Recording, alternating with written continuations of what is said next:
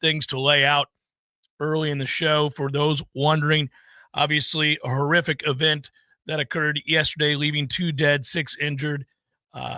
Everybody now knows the details of all of that. I won't go back over that, just to acknowledge certainly that happened, and anybody affected that is listening to this show today, watching this show today, you are in our hearts. You are in our thoughts. There's no doubt about that.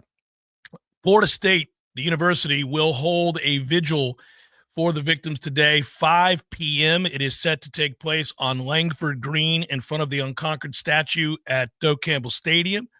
Again, for those that are interested, want to be a part of that, that is today at 5 p.m., a vigil for the victims at Langford Green. There is obviously you can guess that this would be the case, but just for those that are wondering, there's counseling and victims advocate services as well at the Askew Student Life Center. That goes on normal working hours. Today, 8 a.m. it started all the way through 5 p.m. If that's something that you are in need of, all classes and athletic events canceled through the weekend. Same for Florida A&M as they stand together in showing support for Florida State University as well. And I do know this. Yesterday, I thought it was a nice touch. Anything you can do in a time of absolute tragedy. Florida State's athletic department and others gathered and provided free food and hot dogs and hamburgers for students that were on campus, kind of looking to come together and share in the community and be together and bond. I thought that was nice.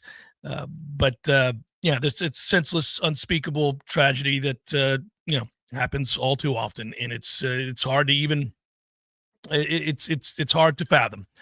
So obviously our thoughts as we start the show today begin with everybody affected there and with the university and obviously the unspeakable, I would think, sorrow for families and friends of anybody involved in that situation. So it's tough. It's tough to segue, honestly, into what was also something that happened yesterday, and there's no good way to do it. And I'll acknowledge that. You go from a tragedy like this to suddenly talking about playing golf and having fun.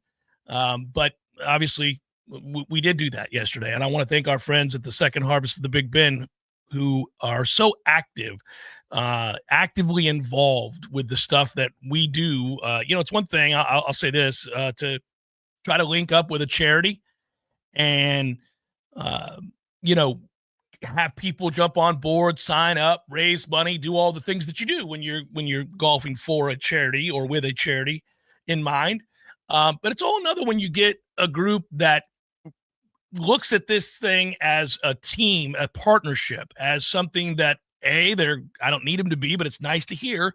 They're grateful that we're doing something to try to shine a light on a need and a need that they help service. And so when we started this with them, I mean, I have worked with lots of charities over the years, many of whom are great.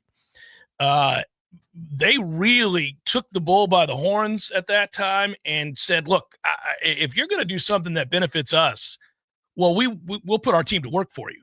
We'll help sell it. We'll help the course set up. We'll be there the morning of. We'll get everybody registered. We will be on the holes. We'll do all the things we need to do to help out, along with you guys and obviously all the participants, but the course itself, Capital City Country Club.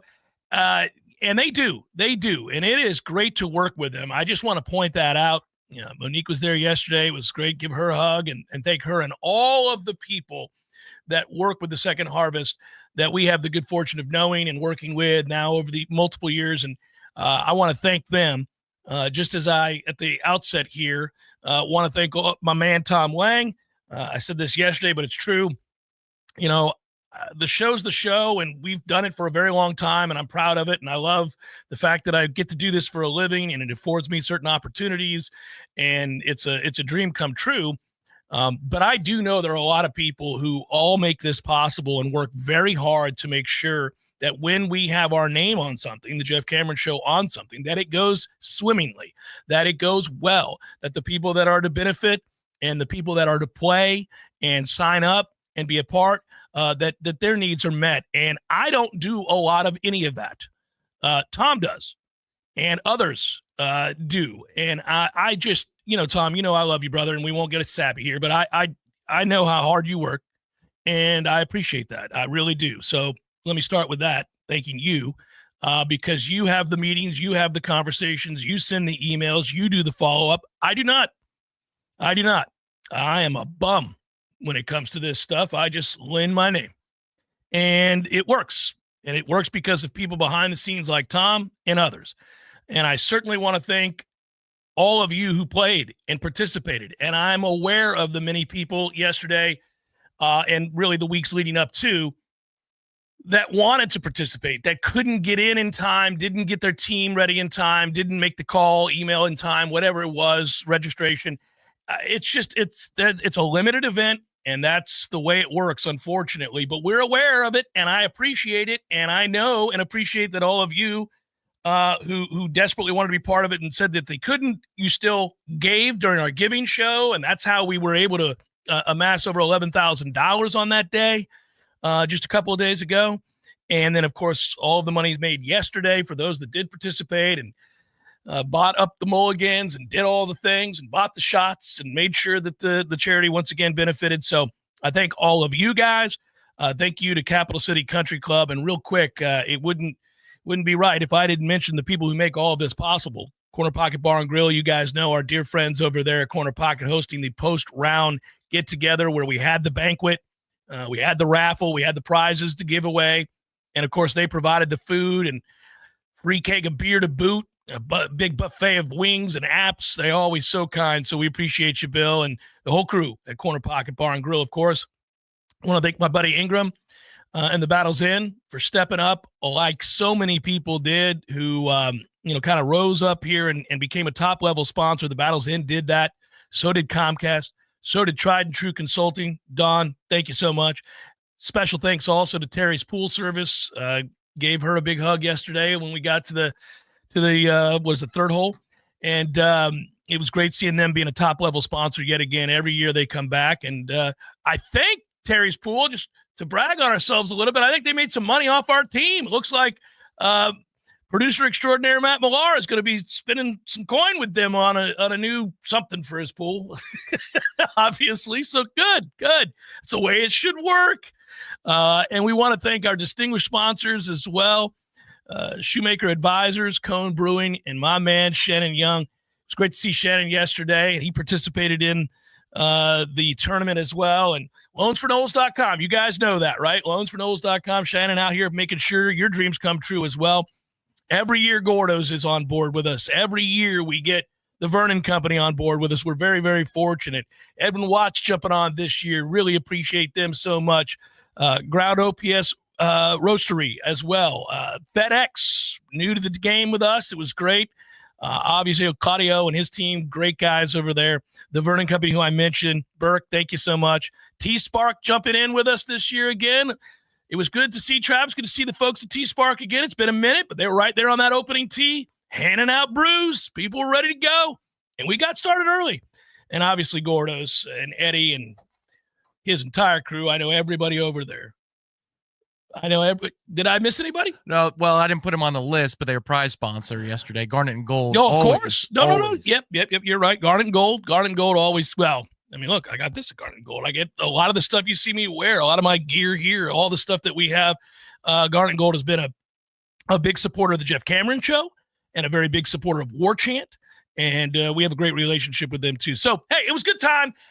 We had a blast, and I know it was in the midst of a tragedy taking place, but at the same time, to shine a light on something positive, I know we raised a lot of money. I know a lot of people had a lot of fun, and I know the second harvest of the Big Bend did well, and I'm very thankful for all of that. Between Wednesday's event and yesterday's golf event, it's going to be around $25,000, if not more. Nice. $25,000, which shatters last year's record. And for those of you that are watching on Warchant TV, that participated on Wednesday, thank you. For the golfers yesterday, thank you. It all adds up, and it adds up to a large number, and we hope we can break it next year. That's a tough bar to clear, but we'll try. We'll do our best. But 25, we've never broken 20 before between the electronic event and the golf event. This year we did. So there's a lot of people that should be smiling today. Yeah, so 20, what'd you say, 25,000? It could be, yeah. We'll get the final tally, give or take a Might be 26, 27. We'll see. As for the sports news, I think we'll start with the Hakeem Williams departure. It comes as no surprise whatsoever. I don't think anybody is shocked to learn that Hakeem Williams is going to transfer. It never worked out. Now, I think I speak for everybody that is a Florida State fan in saying that in a weird way, he's emblematic of the problems they've had. The problems they've had in development and the problems they've had in recruiting. They have swung and missed on a lot of players at key positions. And even when they've gotten one, and this was one that they were able to obtain thanks in large part to the battle's end, they failed to get the most out of him. They failed to develop him. They failed to see him have an impact on the program in any way, shape, or form. And we've had too many players come through here. You cannot be an elite program. You cannot operate at the highest levels and count yourself amongst the best teams in the country if you consistently screw it up in recruiting, whether that's transfer portal recruiting, whether that is prep recruiting. And he kind of is, again, emblematic of the swings and misses, of which there have been just too many. Now, I don't believe moving forward they're going to have a real – how about this? I don't think moving forward that receiver is a position that they're going to excel at in the recruiting world. Not when you're running this offense. It's problematic. You're going to get sort of, I don't know, another way to label a player, but you're going to get non-traditional quarterbacks. So you're not going to get the elite pocket passing quarterbacks. That's okay. That's okay. You can win football games without having an elite pocket passer as a quarterback. But you're not going to recruit well there, I don't believe. I could be wrong. We'll see. And I don't think you'll recruit at a very high level moving forward at wide receiver. I think it's going to be very difficult to do. You may cash in on a singular figure who knows that they can come in and get the bulk of the big plays down the field when we do throw. But this isn't an offense that mass produces NFL quarterbacks and NFL wide receivers. So I'm going to look at recruiting with the understanding that that's not going to be something that they excel at those two positions. Now, they ought to do it at running back. They ought to do it at tight end. They ought to be able to do it on the offensive line. Obviously, defensively, they should excel at every level. So that's not a problem. But those two positions, I don't think they're suddenly going to find the remedy because of the offense that you've chosen to run. That has nothing to do with Hakeem Williams not working out.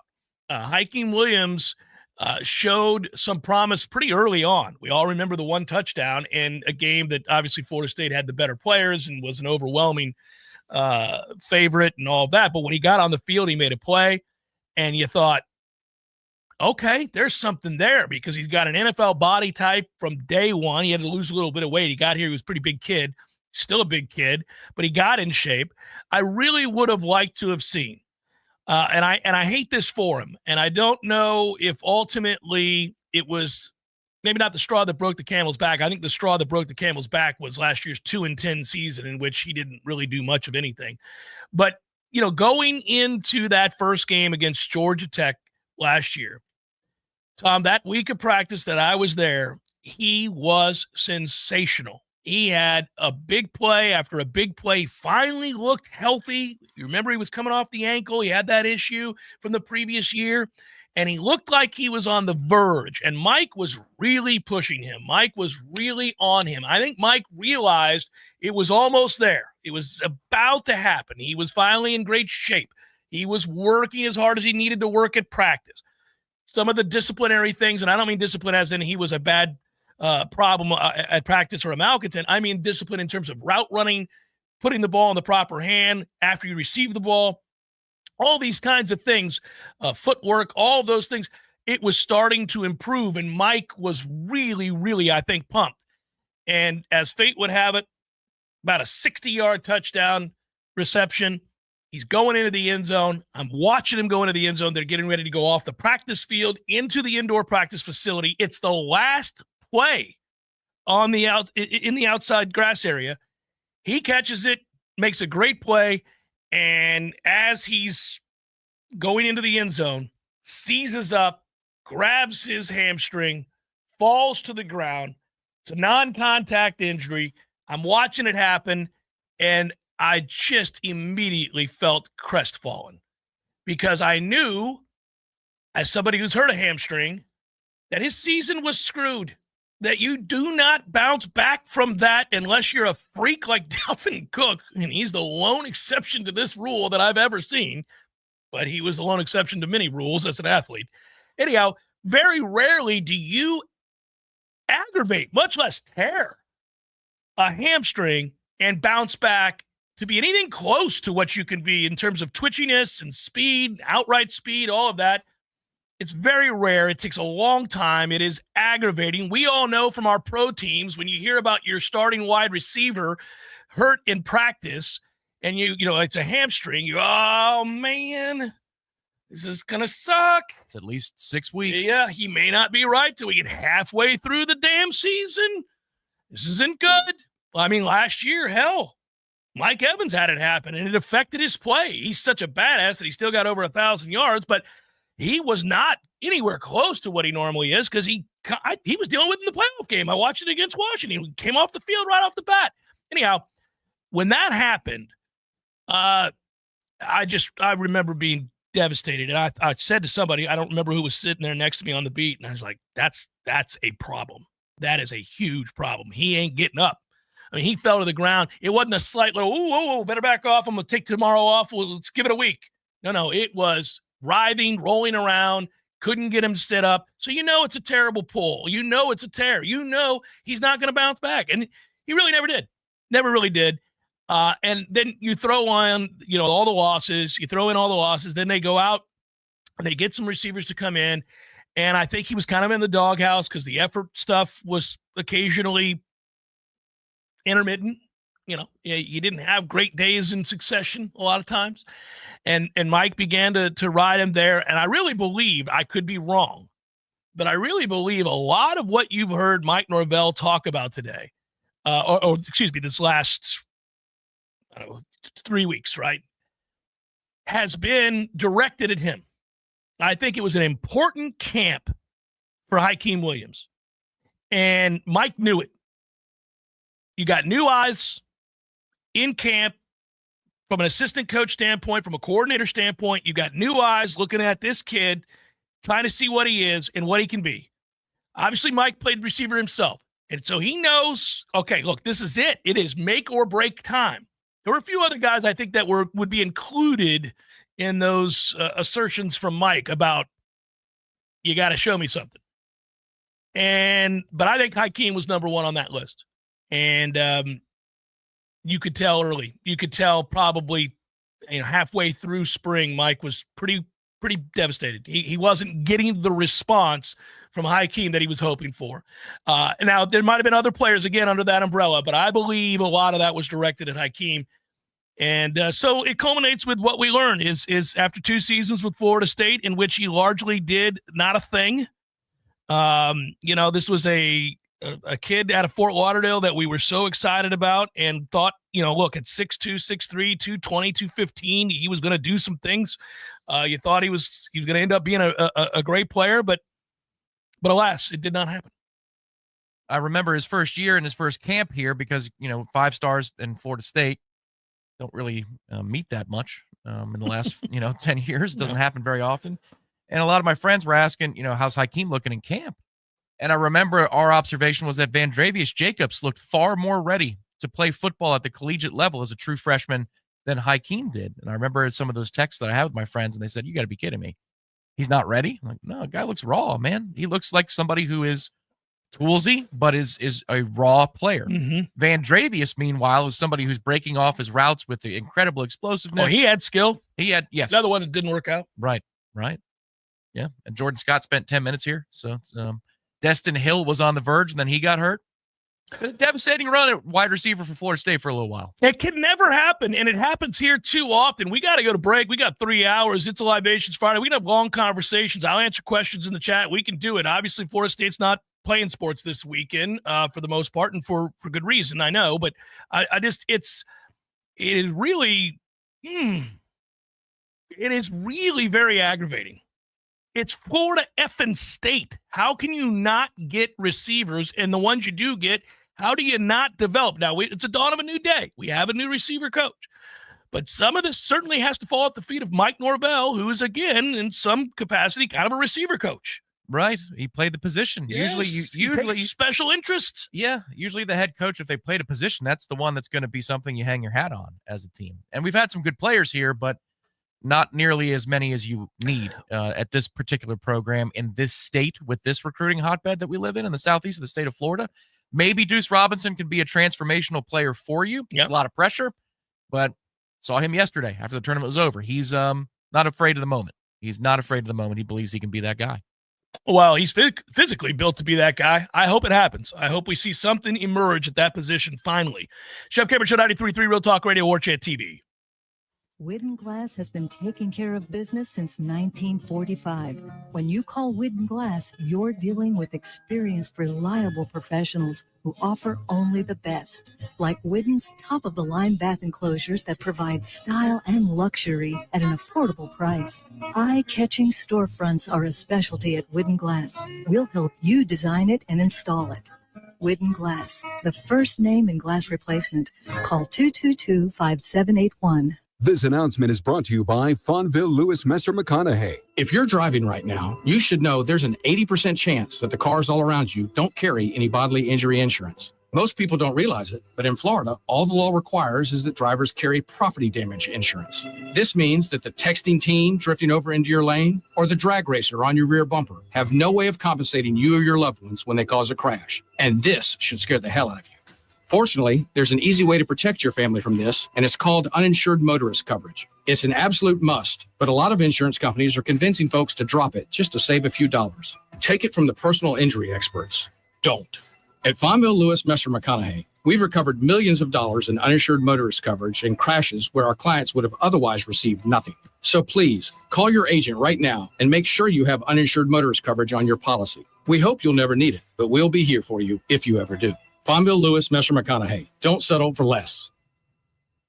Quarterman, you're walking crooked again. What happened to you?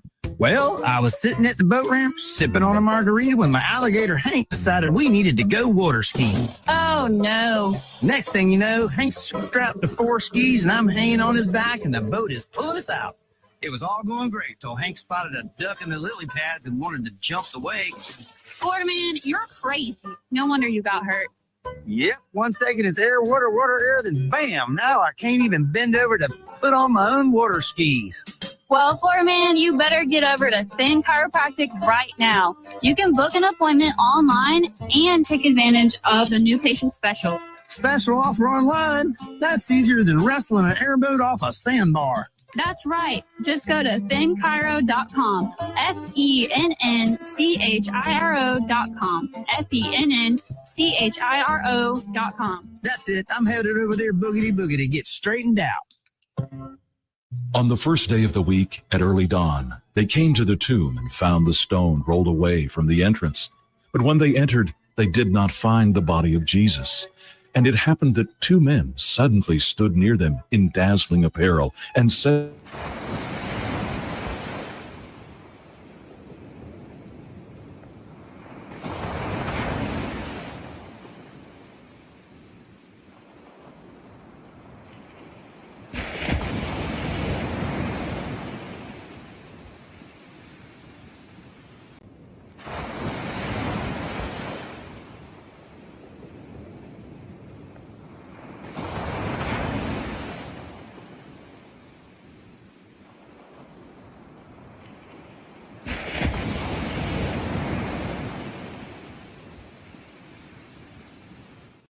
at TonyKellyInc.com.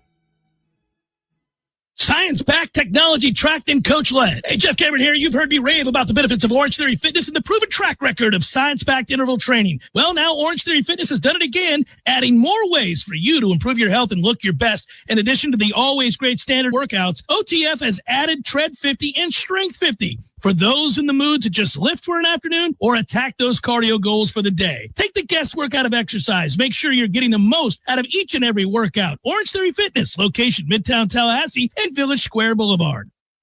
The Jeff Cameron Show is a production of the Warchant.com Multimedia Network. Check out Warchant.com today for the latest news inside Florida State athletics. That's Warchant.com. Now, back to Jeff on Real Talk 93.3. By the way, the portal stays open to the 25th of April. If you're wondering, we'll see, how many more names find their way into that portal, or for that matter, who does Florida State go after? The transfer portal will open for 30 days whenever a head coach leaves their program. Is the only other time that kind of stuff goes on, where you can do this until we get into December, right? So, which is also distracting and weird, but yeah. Unless, and this is the old school way, you graduate, complete your undergraduate studies, and then at that point you can walk anytime you wish. So if you fulfill those obligations. But yes, it should be interesting. And look, man, not to be insensitive, because I'm not trying to be, but I think the events on campus yesterday may delay some decisions because the football program's not even getting together. I've heard that they've turned away some recruits that they were going to be hosting this weekend. They said, please allow for some space for the university itself. There was supposed to be a practice yesterday, which would have been a light work day ahead of a scrimmage tomorrow. Both of those have been taken off the books to allow the students time to be where they need to be. Yeah. And maybe be with their families if they want to spend some time with their families. Might not be a bad idea. But as it pertains to the transfer portal window, I mean, I don't know. Hakeem's news yesterday was not surprising, but I would be surprised if there's are more of those types of announcements from Florida State today. I think it'll be more about the other schools for a couple days. I believe that to be the case as well. I'm just curious about the total and what does it mean for Florida State in terms of who else will they go. Do they feel compelled? Are there names available because look, they changed their philosophy in the portal, and I like this one a lot better. This is a I have to have seen you play. I have had to see you play in a game in college football. I've had to see you play for the most part and have success in college football games. If we're going to bring in, it's not going to be there's real potential with that young man. No, they learned their lesson a year ago about the potential problem, and instead now want to see something that is certifiable, as in game tape. This is him scoring a touchdown against LSU. Broke that tackle, ran 52 yards. I like him. Let's see some more. That kind of things. So I don't know if there's anybody out there that's going to be in this window that you go, oh, they got to have that. If it's a defensive lineman who fits the bill, if it's an offensive lineman who fits the bill of the previous description that I just gave, meaning like you've done it in a game, we've seen you play well. All right, fine. I would do that. I would probably, once again, overpay and bring in a guy that I know has played big-time college football and had success in the trenches. I'm in on that. Not much else that I'm in on in terms of wasting money here. I would do it with the defensive line or the offensive line. That's about it. One thing to clean up, I didn't realize this. Thanks, Spectator, for the question. Life Spectator. I thought they closed the loophole for grad transfers. They did. I didn't realize that. So last year, grad transfers are, as of last year, are now subject to the same transfer portal windows as the regular public. That used to be that they had their own set of rules, and then non-graduate transfers had, to go through the old ways of the NCAA. It's now uniform. So if you're going to get a kid who graduates, they would still have to enter the portal now in this window through next week. Well, it's interesting. It is hard to kind of figure out, you hear so many rumors, and again, there have been a bunch of them. I've seen people talk about this player or that player, but Hakeem Williams was the number one player that was discussed and bantied about by Florida State fans everywhere. And it was the same for us on the beat and on this show. I've been operating under the guise of he's probably going to leave. It just didn't go well. And when I was at that scrimmage, he didn't do anything of note at all. He was kind of buried too, right? Mm-hmm. So it didn't feel like that was going to end well. And, we find out that it did not. He is on his way. I wish him well. Would love for him to transfer to like Boise Like, go somewhere where we're never going to see you, because it would be hell for all of us if all of a sudden we're watching him don the green and orange of Miami and or the orange and blue of Florida and suddenly have a career in which it looks like you can really play. That would be damning for Florida State, and it would be aggravating for you and me, to say the least. Well, yes, and obviously Florida State's reputation. You're talking about coaching philosophy, offensive philosophy is not going to help you when you're talking about being a wide receiver destination. No. The track record doesn't help either.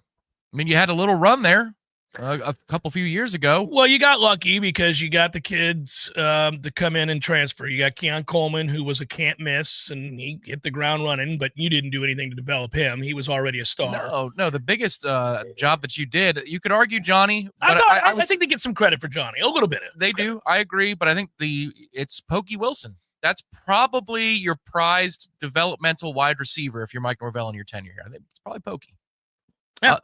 Johnny, yes, but it's not like it's a long list. So, but even before Gus got here, my point would be that you weren't exactly churning them out. If you're a top receiver, you're not putting Florida State blindly at the top of your list. They'd have to convince you. Yeah, it's a little frustrating, to say the least. Hey, I don't know if you saw this, but it should be noted, and I think it's certainly beyond time, and I'm not going to be cynical here. I want to celebrate the man instead of being cynical here. Lee Corso retiring, makes that announcement. Florida State's own Lee Corso. Do you realize, Tom? So Lee Corso announced that this is it for him. He's going to retire. He wants to do one last game day show. And, buddy, it is lined up. Alabama, Florida State, first game of the year. The problem is I don't know if that's where game day is going to be. I do know at ESPN they're debating. And I've got people that work for ESPN that I've talked to. They really are unsure what they want to do. And here's why. It would be a no-brainer if you're celebrating Lee Corso to have him come to his alma mater and be Florida State, Alabama, right? Man, I know you're going with this. I didn't even think about this, but yeah, go ahead.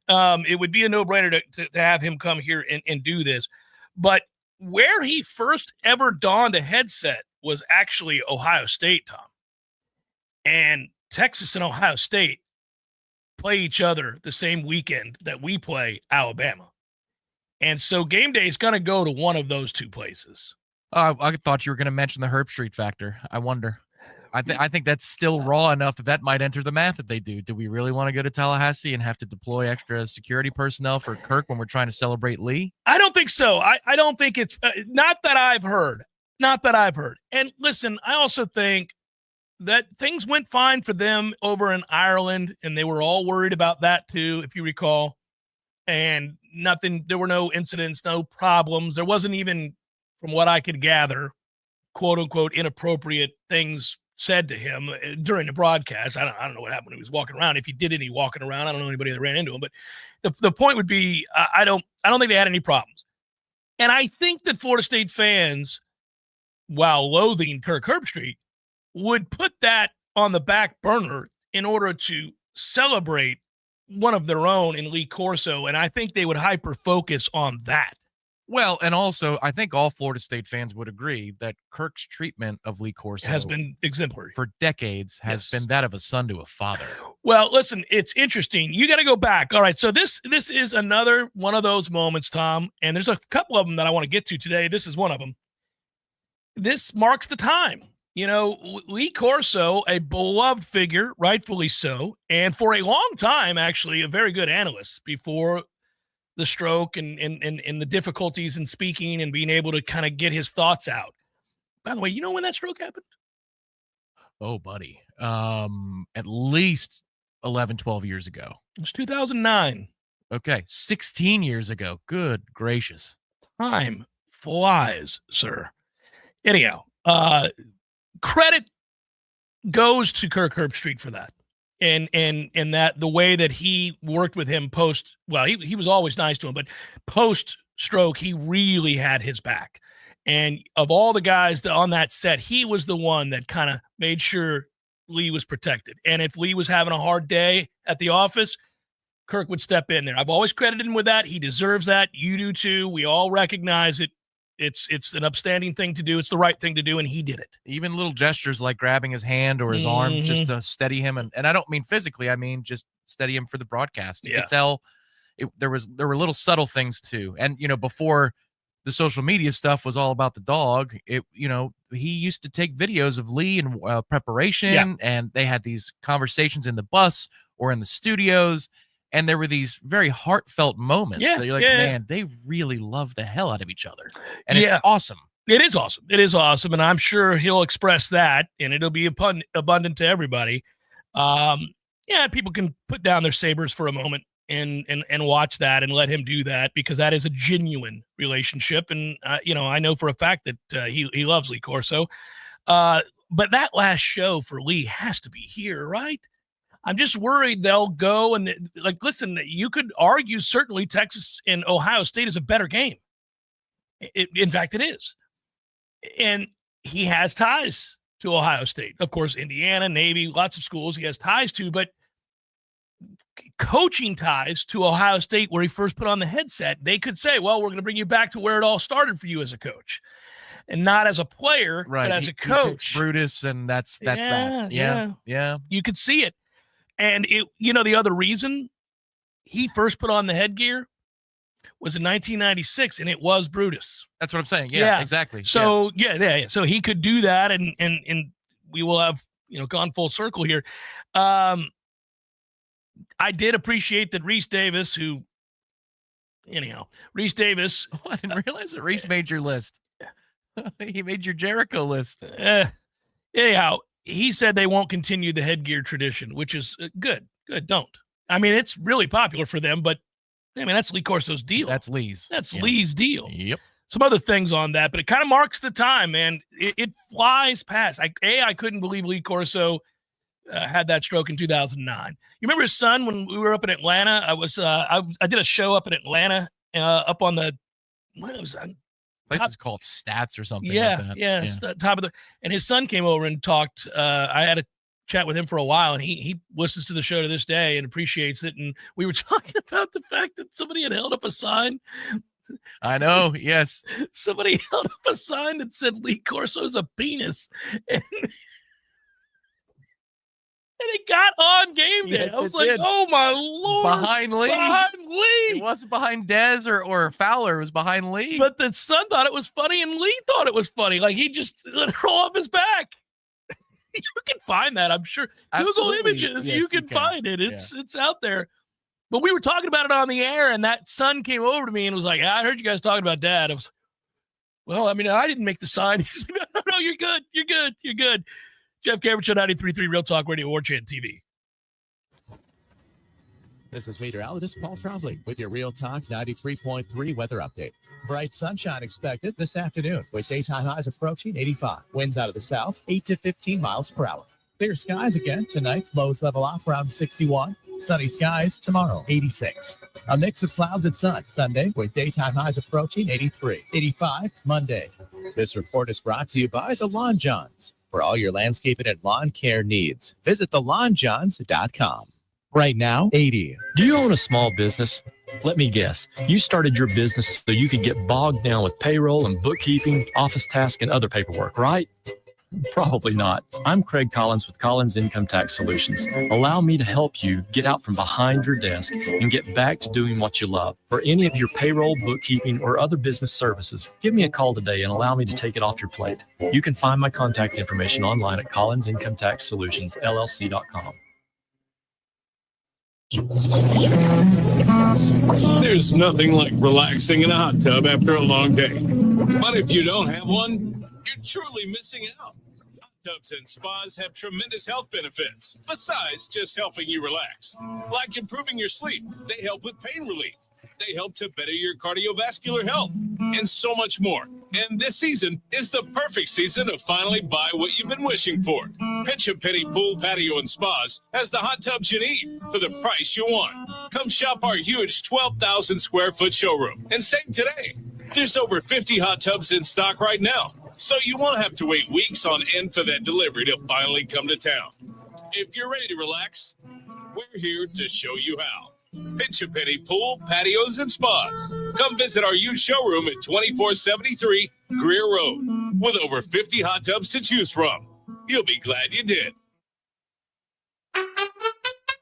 There he is. Haven't seen this guy since, what was it? Oh, shoot. You two at the Sphere in Las Vegas, baby. Hey, how about that, man? Wasn't that fun? Good show. Good show. Everything about it. Nearly perfect. Nearly perfect. I had everything I could possibly want. I wanted one thing, couldn't find it, and I looked everywhere. No Cubans. What do you mean? No Cubans. There was Cubans. No, I didn't see any Cubans. Dude, I'm sure there was Cubans there. I mean, you know. No. I walked around. There was a moment right before the show. I thought, got to find some Cubans. Nothing. Dude, there's Cubans. There was Cubans. I'm sure there was Cubans. In Las Vegas? In Las Vegas. No Cubans in Vegas. There's Cubans in Vegas, man. Eddie, there were no Cubans. Jeff. The sandwich. There were no Cuban sandwiches. You're Cuban. Of course I know there were Cubans there. Oh, the sandwich. Yeah, no, there probably wasn't many there in Vegas. No Cubans. No, not yet. Gordo's, bringing the flavor and flair of Cuban food to Tallahassee since 1996. The Jeff Cameron Show is a production of the Warchant.com Multimedia Network. Check out Warchant.com today for the latest news inside Florida State athletics. That's Warchant.com. Now, back to Jeff on Real Talk 93.3. Really quickly here, just to put a ribbon on the Lee Corso stuff that we were talking about. Tom did find the picture. Here it is. Yeah. It is hilarious. It is. All right, back to this for a second. Tom, you are, this is where our age difference comes into play. Uh-oh. Well, you know, you've got a vague remembrance of 1993, right? Not crazy details, but what were you, 7? 6 going on 7 during that season. Yeah, the thing I could tell you that I remember the most, it's one of those core memories, is that we used to go to Orlando to Disney for New Year's, and we were staying up there, and my dad said you could stay up as long as you can. Like tonight, it's the national championship. I didn't make it a quarter because I was 6, going on 7. And he woke me up the next morning, and I said, "Did they win?" He's like, "They did it." And I tried to lose. I'll never forget. I didn't go on that ride with any of y'all out there. I just woke up the next morning, and my dad said, "We did it." I was like, awesome. Yeah, it was awesome. But that you go back, you know, with the headgear tradition not happening until 96. And I was thinking back to 93 when game day started and they went to Florida State Notre Dame. It's the first one famously. Everybody knows that one. I mean, we go way back when that was the first on the road show. You know, for 6 years, it was a studio show. They didn't go on the road. And Tim Brando was the host. And do you remember the great Beano Cook? You probably don't.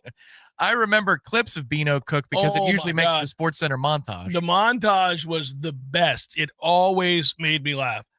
Beano would get I can hear them. You remember that one? Yeah. Yeah. Beano Cook was hilarious. And he loved Penn State in an unhealthy way. But that was Beano Cook. Later on, Fowler joining the crew after Brando. You know, Craig James was there forever. You know, but later on, when Herb Street came on board, there was a complaint by some of the people that because Craig James, who's a bit of an ass, really would I think get into arguments on purpose with Lee Corso. Like he was really sort of antagonistic. That was their relationship back in the day. And obviously Herb Street's been the opposite. He adores Lee Corso. And apparently I read this somewhere that Herb Street said that one of the producers pulled him aside after that first year and said, "Hey, you're going to have to change. You are too nice to coach. You're way too nice to Lee Corso." And he was like, "Well, he's an elder. I was raised that way. And also I like him. He's a good man. Why would I be argumentative with him?" "Well, we're doing a show here." He's like, "I'm not going to argue with him just to argue with him." Yeah, which good. I mean, respect, you know, that part of it anyhow. So that's the origins of their relationship. And that's the early on interplay. I did not know that. Yeah. I remember Craig. I know James was on that show, but I remember him more from ABC halftimes. I feel like it was him and Terry Bowden for many years. Yeah, I think so. John Saunders may have been the anchor at that time. Yeah, I remember John Saunders was. You are correct. Yeah, yeah. TPE, you are correct as well, by the way. No one could look more disheveled in a very expensive suit than Beano Cook. Bino was disheveled in life. Like, everything that was happening around him left him unsettled. It seemed like he had been on the show countless times. He had done his shtick a million times, and yet it always seemed like he was rushed. You know they're coming to you, Bino. It's your spot in the show every time. What are you doing? Get it together, man. Have your stuff in order. Come on, Bino. Oh, man. So I did read yesterday, I think it was NACOS, the 10 mascot heads that we wished we had seen Lee Corso don. And he had Big Red, which is Western Kentucky, #1. That is hilarious, by the way. He also had the Fighting Okra, Delta State, Wheezy the Boll Weevil from Arkansas, Monticello. And by the way, I want to tell you something right now. Wheezy, first of all, is awesome name. Secondly, Boll Weevil is an underrated name for an animal. That is an awesome mascot. Yeah, pull it up. Let me see it. Give me 1 second. Boll Weevil. Yeah. Ichabod, which is Washburn. Pay Dirt Pete, which is UTEP. Pay Dirt Pete. Here's Wheezy. Wheezy's coming up on the screen. Oh my God, that is fantastic. That is ridiculous. What is he looks like Cubert, like a green Cubert. Pull up a Boll Weevil. Like just any old Boll Weevil, like a real Boll Weevil. Pull one of those up. BOLL, by the way, just if you're wondering. Okay, that's a Boll Weevil. Makes for great radio, everybody. Interesting. I think Wheezy looks cooler than a normal Boll Weevil. Pay Dirt Pete solid. Keggy the Keg. Keggy the Keg? Keggy the Keg. You pull that one up. There you go. We'll do it live on the air. Here we go. Keggy the Keg. What? That is awesome. Dartmouth has Keggy the Keg. Look at him in the ready position on the bottom he's right. Fired up. That is too good. And he pumps the top of his head. Keggy the Keg is fantastic. Cayenne like the pepper from Louisiana. Blaster the Burro from the Colorado School of Mines. And Monty the Bear from Montana. Colorado School of the what? Yeah, I know. Colorado School of Mines. M-I-N-D? No, M-I-N-E-S. Oh. Mines. Oh, Mines. Mines, yeah. Mines. Yeah. That is Blaster. Look up Blaster. Maybe go careful there. But yeah, look up Blaster for Colorado School of Mines and see what we get there. Anyhow, that was the list and it made me smile. Blaster the Burro? Was it? Blaster the Burro. B-U-R-R-O. Yeah, they just have the real live burro. I don't see an actual mascot. We learned something today, guys. Keggy the Keg is the best mascot in sport. There's Blaster. Oh, Blaster's just you can't don that. It's just a burro. What are you? Yeah. You're going to kill him? Like, what the hell? Yeah, Lee couldn't. Come on, NACOS. Yeah, Lee couldn't put a donkey on his head. Some kind of that's hell of a feat. It's the pagan edition of College Game Day. The greatest moment in College Game Day history. We can debate, but it has to be Lee Corso being body slammed by Bill Murray for the Clemson game. And you're like, oh my God, he's going to body slam Lee Corso. Is he dead? What are we doing? But Corso laughed about it. We all did. I couldn't believe it was happening. He had him up. I'm like, Bill, you're gonna kill this guy. That's nuts. Anyhow, that is those are the list of mascots, which I rather enjoyed. I will say that there's no other thing to point here. By the way, there is some rules changes in college football. Did you see this? As we round out the hour, I'll throw this at you. They are trying to do away. Finally, they're trying to curtail, as they should, all these faking of injuries, and they've enacted a rule now. Looking at you, Lane Kiffin. Yeah, a concern that has permeated throughout college football. The NCAA announced yesterday that its playing rules oversight panel has approved changes to the injury timeout rule starting this fall. So it's going to happen this year. Under the new rule, if medical personnel enter the field to evaluate an injured player after the ball is spotted by the officiating crew for the next play, that player's team will be charged a timeout. If the team doesn't have any timeouts, they get a 5-yard delay of game penalty.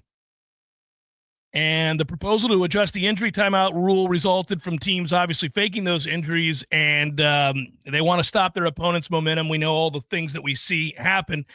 They've added that, and they're looking into some other. Yeah, they should be. Yeah. So kind of interesting. The kid should be done for the drive. That's it. Blanket rule. If it's a 15-play drive, I'm sorry. It's too bad. But you're done for the drive. If you go, so choose your faking of the injuries wisely of who you want to go down and fake the injury, because you're not going to have them for the rest of the drive. We're done. It'd be hilarious. You hear a coach, no, not you, Johnson. I want Williams. Williams kind of sucks. Doesn't really matter if he's out for this drive, but you matter greatly. Stand up. And that is a conversation Lane Kiffin would have. Prior to the game, yeah. And it would be captured by the field mic during. No. You don't fake the injury. No, Johnson, you're too important. Get Williams to fall. He sucks. He's been awful all day. Hit the deck, Williams, you sorry ass. Hour number 2, forthcoming. Stay with Jeff Cameron Show, 93.3 Real Talk Radio and Warchant TV.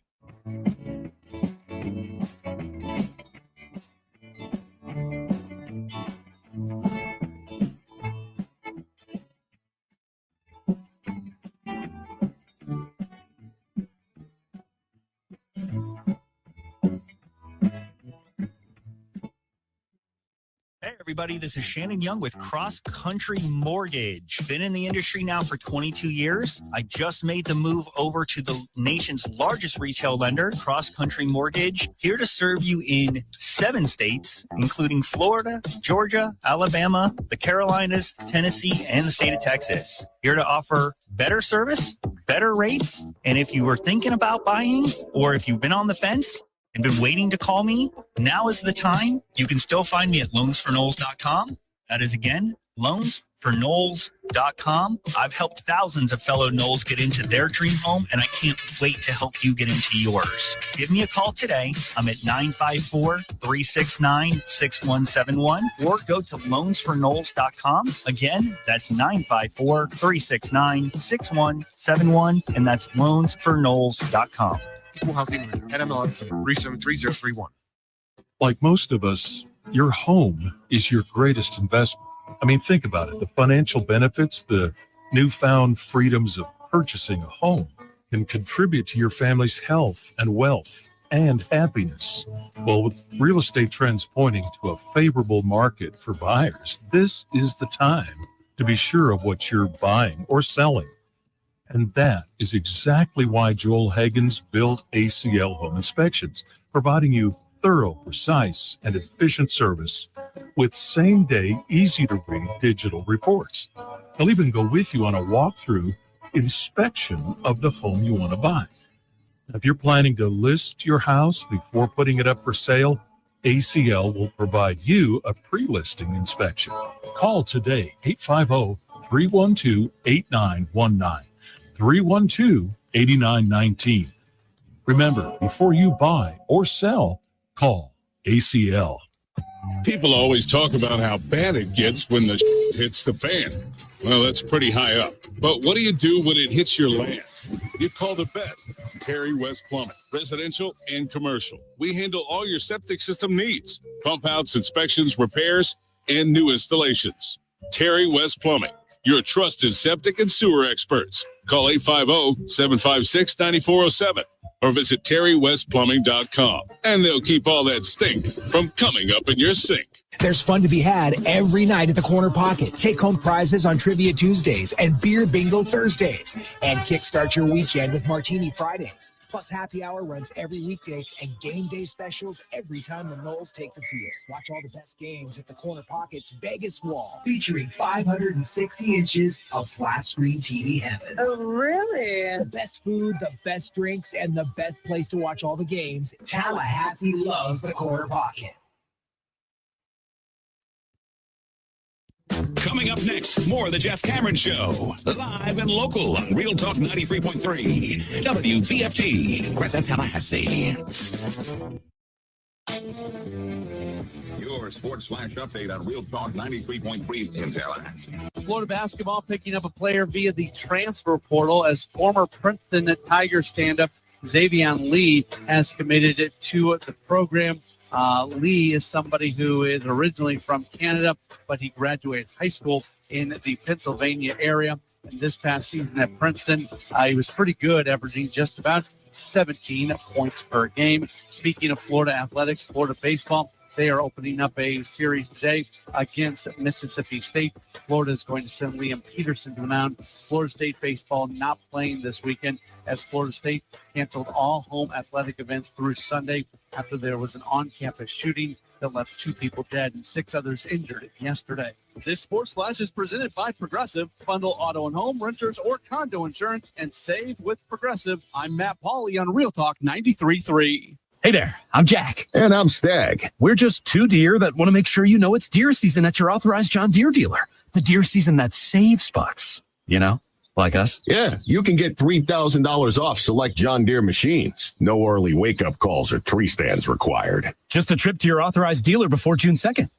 If you ask us, it's the only deer season worth celebrating.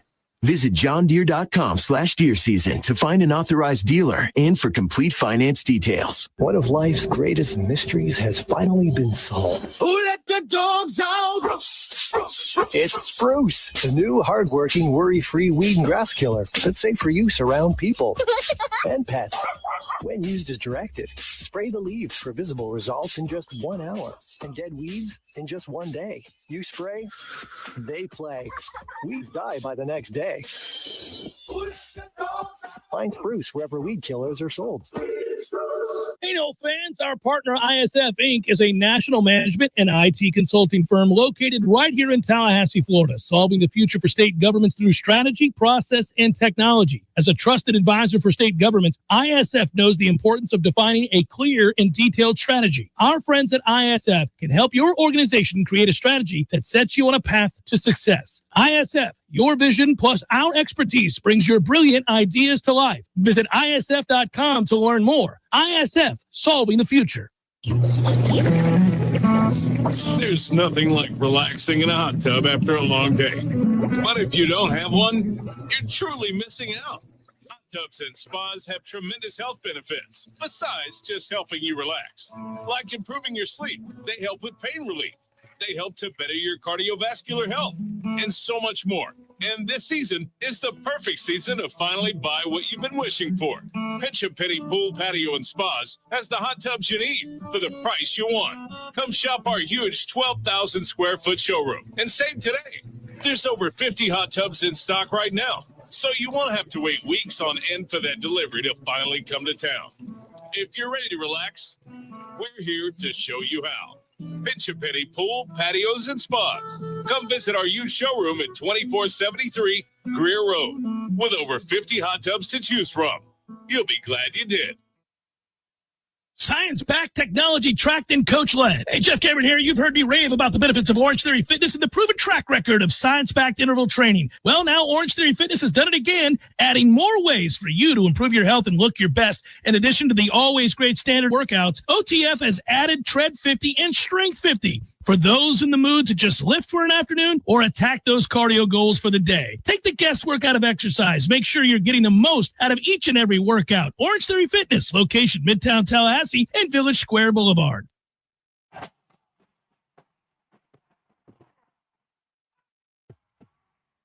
Live from Florida's capital city, this is the Jeff Cameron Show, brought to you by Orange Theory Fitness on Real Talk 93.3. Now, stop what you're doing and listen closely. It's time for the Jeff Cameron Show in 5, 4, 3, 2, 1.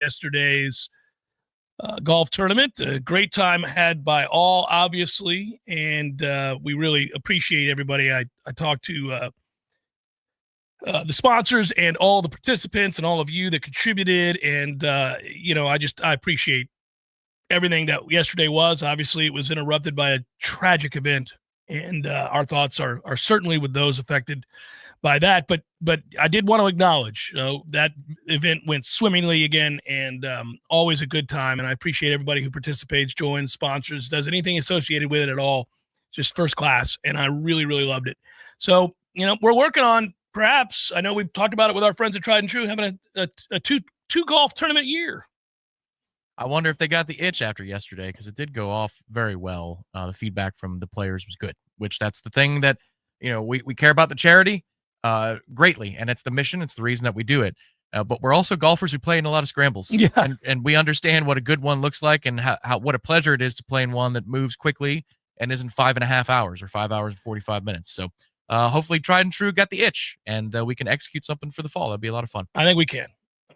We did touch on the subject of, for those of you just joining us, obviously the portal news yesterday that Hakeem Williams has entered the portal. It's not a surprise. I think many of us realized that this might be the direction it was headed, given that Hakeem really didn't seem to be making any strides towards being a dependable receiver that they were going to look to this year. He was kind of buried, it seems to me, on the depth chart. He was not mentioned many of the times when you had, when you had Mike talking about receivers, Tom, he never brought up Hakeem. And then when he was forced to, because people would specifically ask him, Jaylen Brown. Yeah, he wouldn't. Yeah, he really wouldn't. He just didn't seem. I don't know. I just think that whole situation is not a surprise. It is a disappointment. It's frustrating, and it is emblematic of the problems they've had in recruiting and the problems they've had in developing guys. It is something that now you hope, obviously, somebody else emerges. I will say this. We got asked a series of questions. Today's an interesting and weird show to do because there are no sporting events going on for Florida State for obvious reasons. But yeah, not on campus. Not on campus. Tennis is playing, golf is playing, but these are away from campus. Right. I'm sorry. Yes, canceled for the week. But so it is a little. It's a strange show for us to do because we can't point to this series or that series. But I will say it's also strange just because in the wake of that tragedy, it's hard to be upbeat, fun, and laughing and all that stuff. We're trying our best with it today, but I do think this is a conversation worth having, and I'm willing to answer as many questions to that point on this subject as anybody will ask. Well, here you go. I don't think, I know this for a fact. Hakeem was not making a ton of money anymore. Hakeem was not, the way that works out for Florida State is that money was largely cut already. That's how this thing had been going. And so if you think that means you have some money saved up now that you were paying Hakeem and it can go elsewhere, well, yeah, but it's not what you think it is. It's not the amount you think it is. That is, that's frustrating because you'd like to think when you get news like this that you can then pivot and say, all right, we're going to spend it here on the best defensive lineman in the portal or the best offensive lineman in the portal, whatever you deem the need to be. But I don't think I know it's not a lot of savings. That's unfortunate.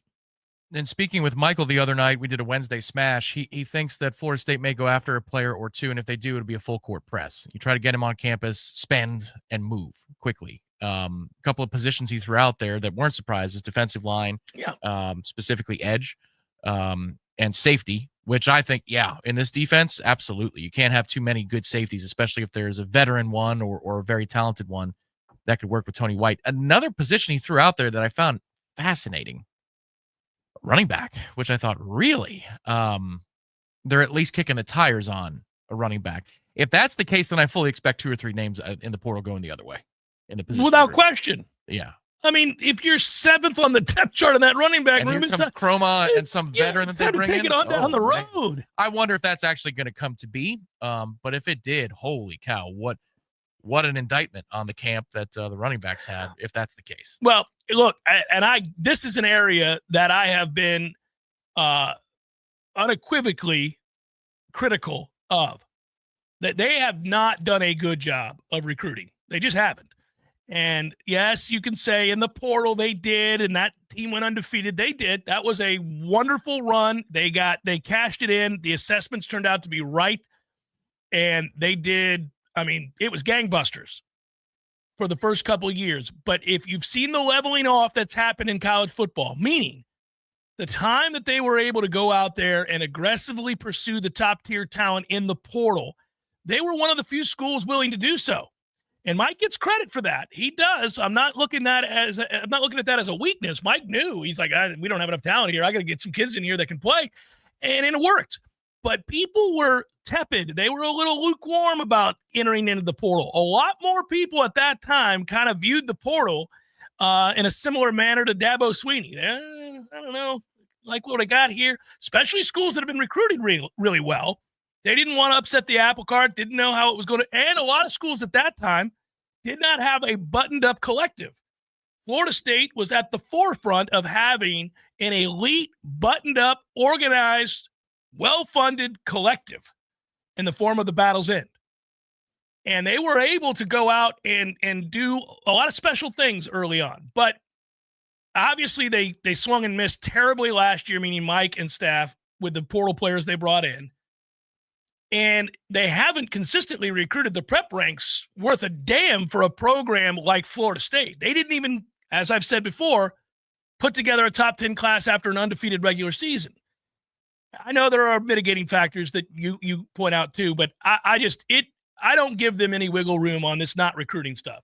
At some point, Mike, you got to do better and not constantly have to work within the portal parameters.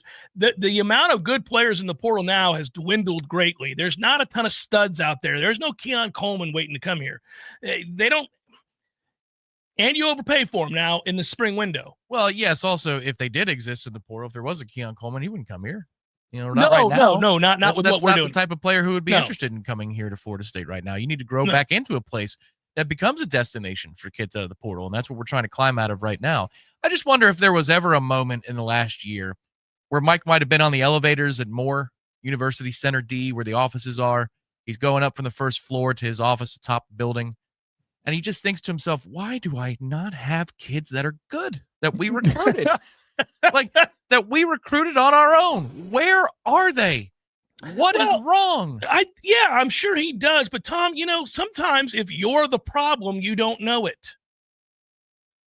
It takes a long time for people to eventually kind of look inward and recognize a weakness or that.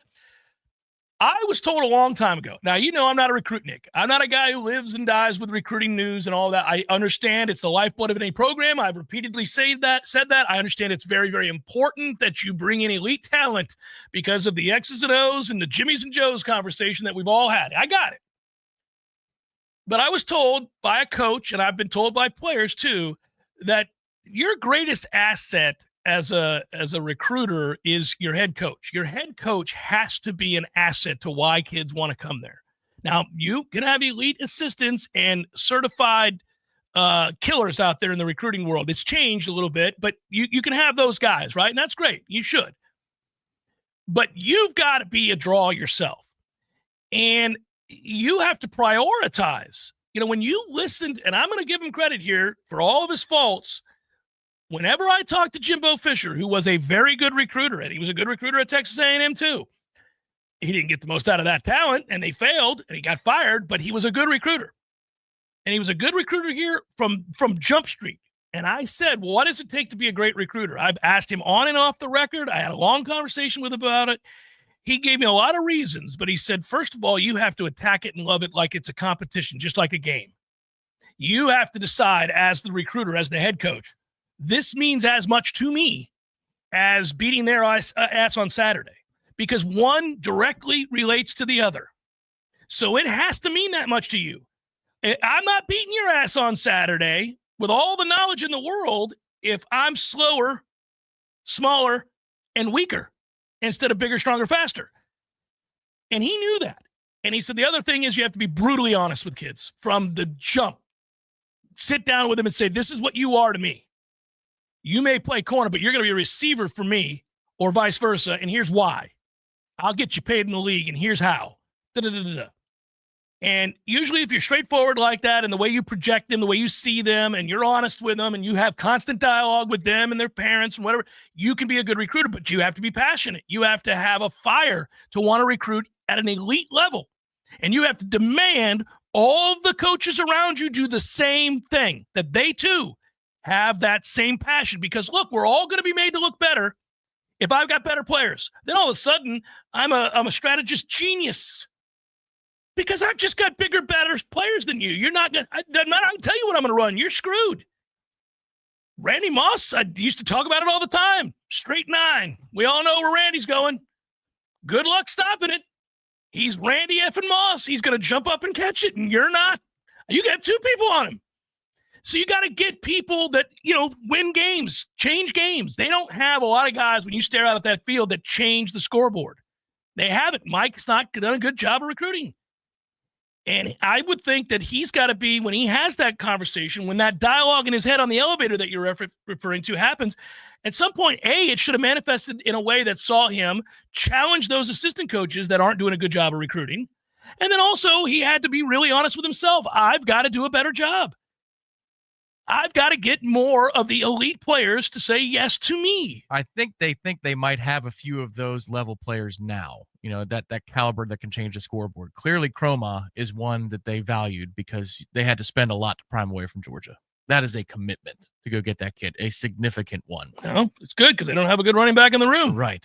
They like Boggs a lot, and they like Lofton a lot as well. And I know when the one scrimmage that you went to, you said, oh, I see why they keep talking about him. So they think they're building to that end. There is some hope, like this next wave of players that are going to be freshmen or true freshmen, or redshirt freshmen, excuse me. I think there is some hope there that you might finally see some production from the high school ranks.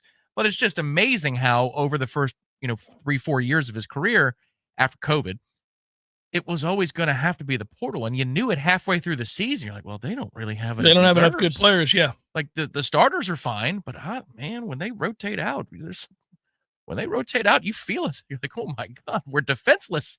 Yeah, no. If I were Mike, I would be very concerned about my inability to get elite players to come here. That would be my number one concern. Like, he had to weed out an awful lot of stuff. Obviously, you're trying to rebound after an unthinkably bad season, and the odds are against you. But the only way out is through a lot of talent. You can run whatever the hell you want to run. I don't care what system you run. You better find some really good players to run it. That's okay. And we'll get into the nuance of arguing about which systems have the most consistent success at the highest levels. That's all fine. Can't have that conversation until we have elite players. Then you're in competition with those groups by which you seek to compete and compare. But we're not there. We're not there. And it's part of a through line that is immensely frustrating for Florida State fans, myself included, and that is that you are, in a way, and it happened very quickly, very, very quickly, once your 10 NFL guys ran off to the league, you're part of a second class of college football. You're not in the upper crust. You are not a top-tier program. And damn it, that hurts to say out loud. But that's because you haven't done a great job in recruiting. And I gave him, we all did, a bit of a pass. Obviously, could not have predicted a global pandemic and that would shut down your operation, that wouldn't allow you to travel throughout the state and develop relationships with high school coaches and get an in. So you had to go the portal route, and you did a very deft job of navigating a very brand new way in which to compile a roster. And you put together a team that could get, you could go from a losing season to a 10-win season to a 12-0 season, just like that, by hitting on the right guys. Really, it kind of started with our rating of South Carolina, where you get, the 2 South Carolina kids. Kier was unbelievably underrated, by the way. Yep. He was important to that whole very culture important that they were building. Yeah, that's right. And Jamie Robinson was a badass. Yes, and then Jermaine, you bring in from Georgia, and he was fantastic. Changed the game for you. Had a lot of guys early on, and then obviously we all know what they did with Braden Fisk. We all know what they did with Jared Verse. We know we did a ton of NFL players. That was all well and good. Somewhere in there, when you were having that success, though, you should have seen a leap and the level of recruits you were bringing in at the prep level, because now you were winning on the field. You had to do the portal thing to win on the field. But once you went on the field, I better start seeing 5-star guys who are itching to be part of your program, because now you're winning, and now proof of concept is there. We never did. We really never did. And some of these guys were not terribly well coached, and those coaches are now gone. But, it's never a good sign when we're talking, that you had to fire your assistants and you had, come on now, you're up against it. Well, think about it this way. They're a 1-win ACC team. That's what they're trying to fight back from. I'm talking about in-conference play. You won once in that conference last year. That's how little talent you had and/or culture you had last year. That's what you're battling back from. So we have to do it again.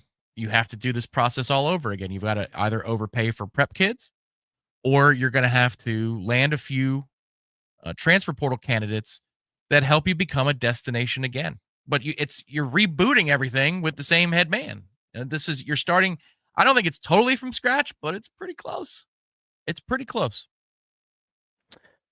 Yeah, Aaron, this is the concern. We don't know. I think everybody has an opinion of that. The conversation that we've had over and over again about, is Mike capable? And it usually begins with a caveat, not unlike yours, Aaron, which is, it's not that any of us hate Mike Norvell or anything, but has he reached his ceiling at FSU? Look, man, I mean, we are in unprecedented times. It is the one allowance that I've given Mike Norvell here in this sense. I believe, and I've said all along, that in any other era of college football prior to this one, 2-10 gets you fired. You're at Florida effing State. You can't go 2-10. You can't. First of all, it's nearly impossible to go 2-10 at Florida State. It's the caliber of school that even if you do the bare minimum with the kind of talent it attracts just by being Florida State, so you only have to be average, get kids to sign on the line, which is dotted, who are already begging to come here.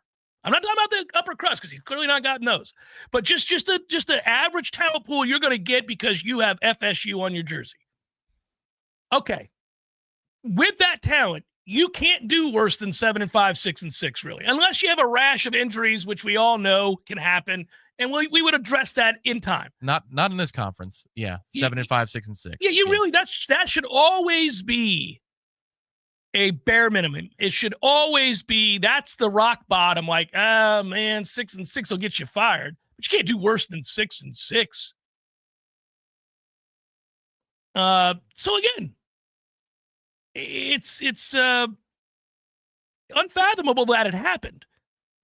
But I did not ignore the fact that they went 12-0 and won the ACC and got that 13th win, and obviously got screwed by the committee. Should have played for a national had a chance to play in the playoff, and who knows what that would have done. Doesn't do any good to talk about hypothetically what it would have done. Certainly wouldn't have hurt your program to be in the playoff and to have that opportunity. Certainly could have helped you in recruiting. Yeah, it would have validated things greatly, and you probably don't have a cultural downward spiral like you did.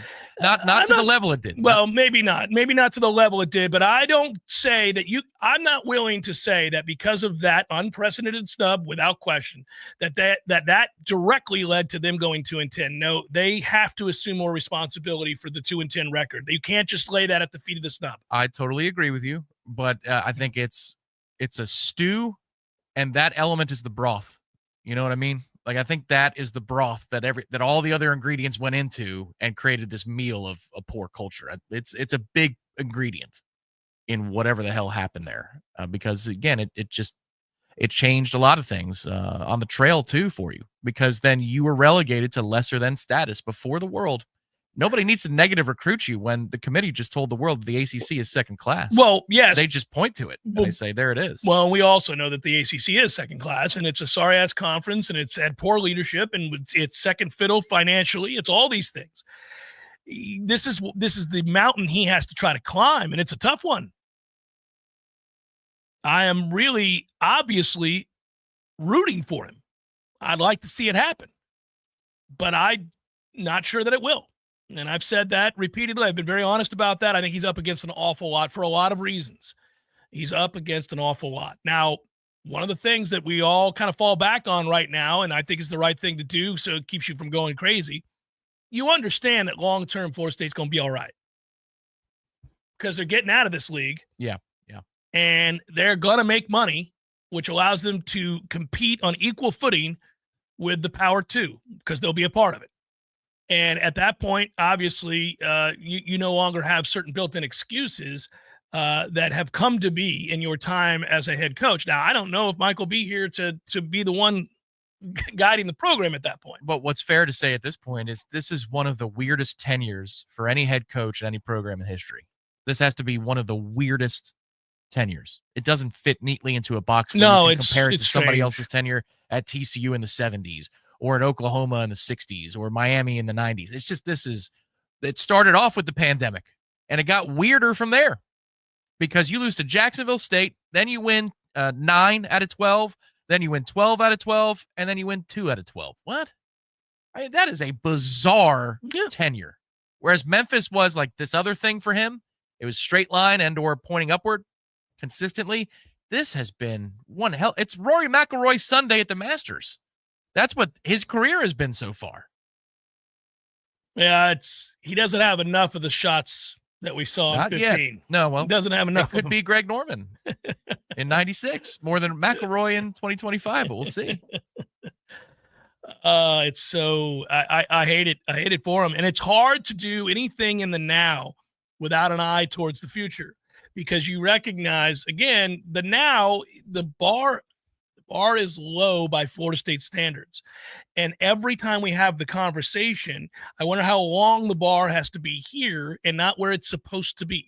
Yeah. And that makes it very difficult not to immediately pivot towards the larger conversation, which is why in year 6 are we here? In the Rory analogy, we're standing on 14T. The mistake on 13 just happened. That was last year. He went in the drink with a wedge in his hands. For a reason.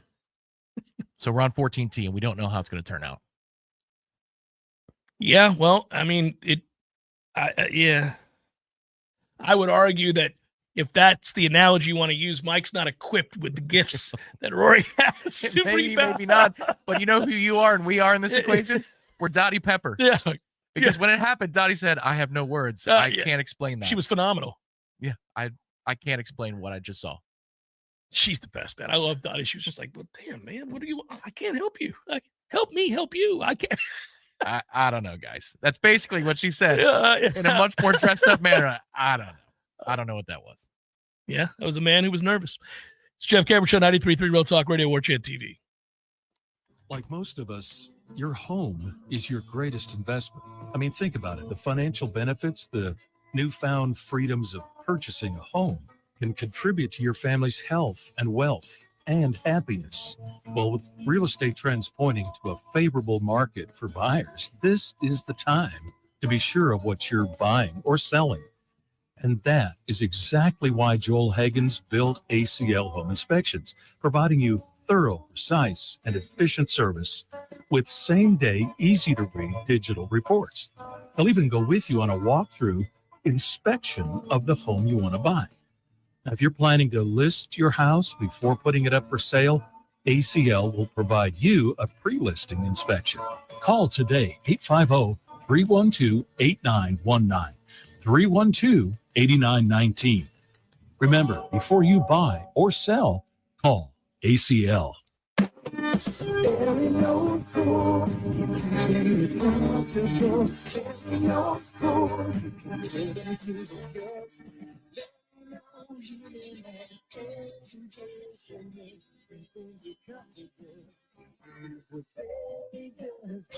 No matter how busy life gets, your home is the place where your family and friends show you they care and celebrate with you. That's why the professionals at Barano Heating and Air Conditioning always make sure your home is comfortable. Just like those who matter to you most, Barano will always be there for you. This is Tyler from Barano Heating and Air. Now you can schedule an appointment, purchase or renew your service agreement, or pay your bill from your mobile device. Any day, anytime, anywhere. When you turn to the experts at Carrier and Barano Heating and Air, online at baranoac.com. Florida license number CAC 1816186.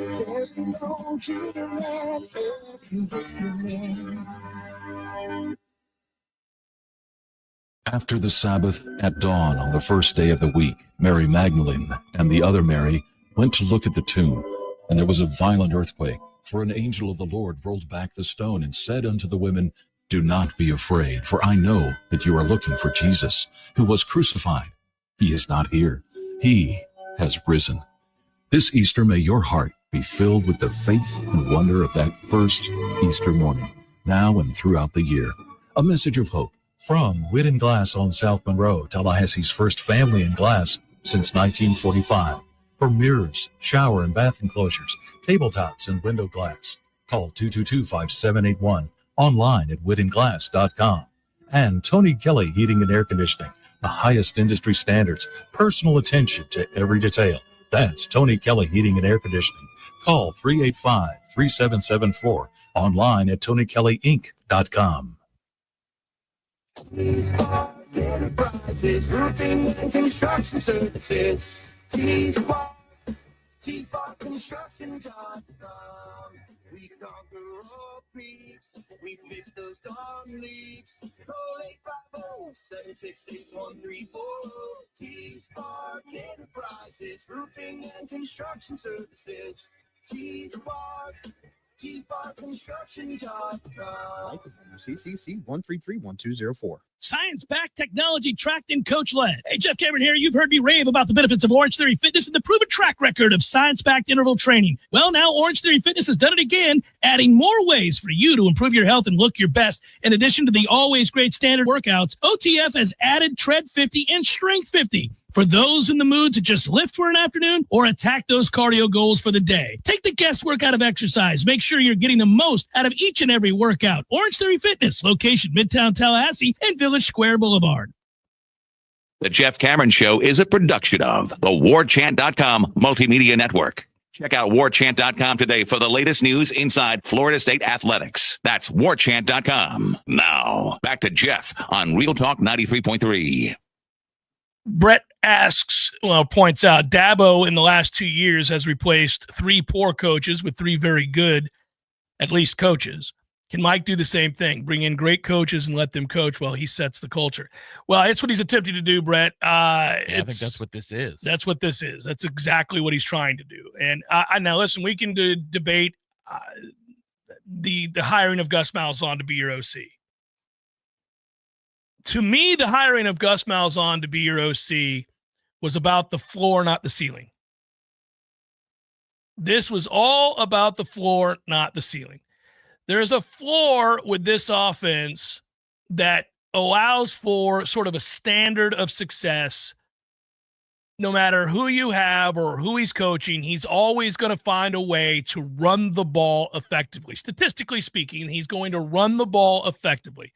It raises the depths of your floor. You're not going to go 2-10 running this offense, because if you can execute this offense against the average teams of the ACC, you ought to project to win 6-7 games every year just by the standard of success that you're going to produce offensively under a Gus Malzahn-led offense, okay? Unless your defense is dreadful, okay? Unless your defense is awful.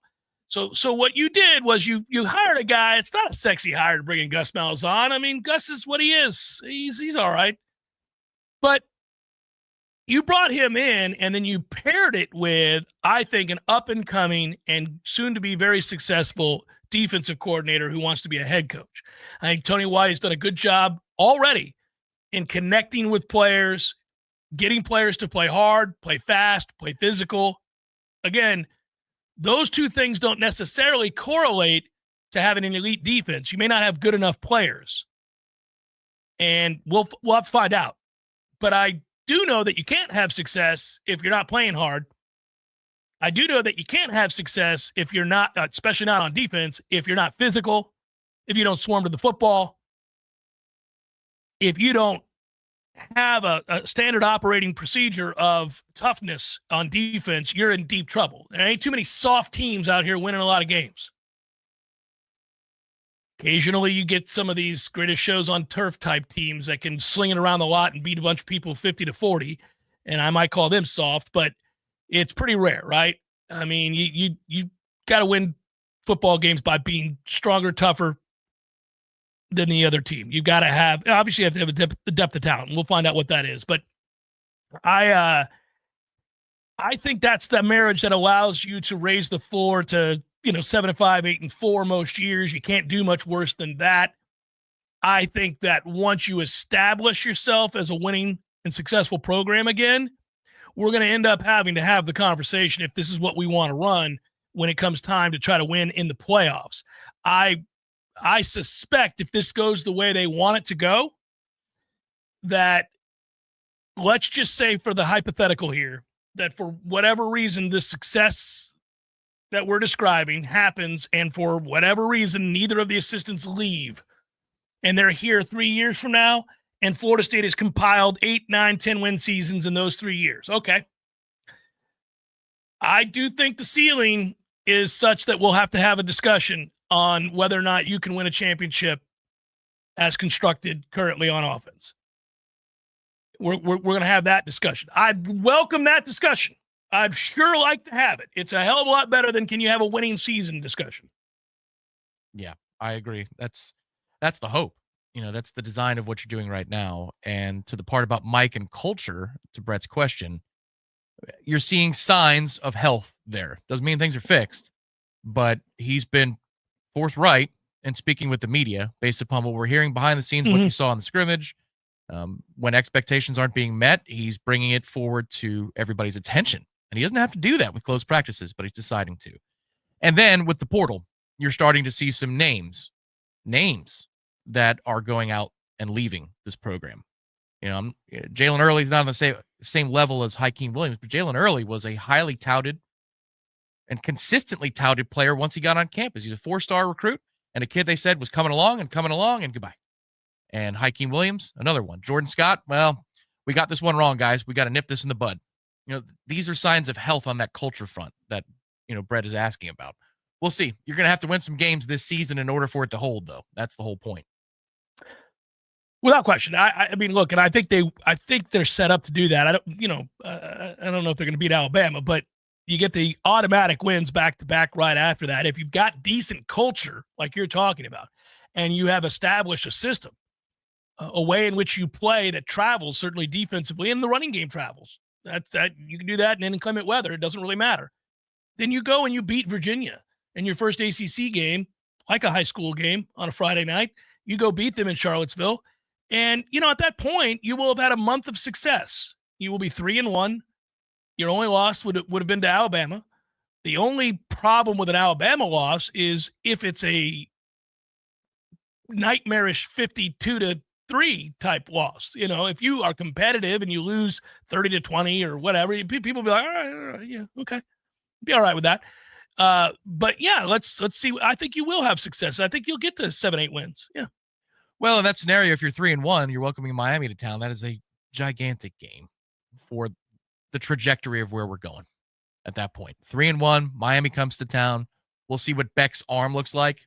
If it's somewhere in between and he's not throwing lasers left and right, then think about that game week where you're saying, I don't know, is he ever going to be fully healthy? You would be salivating at that opportunity to say, oh, well, we course corrected very quickly. That would be the chance.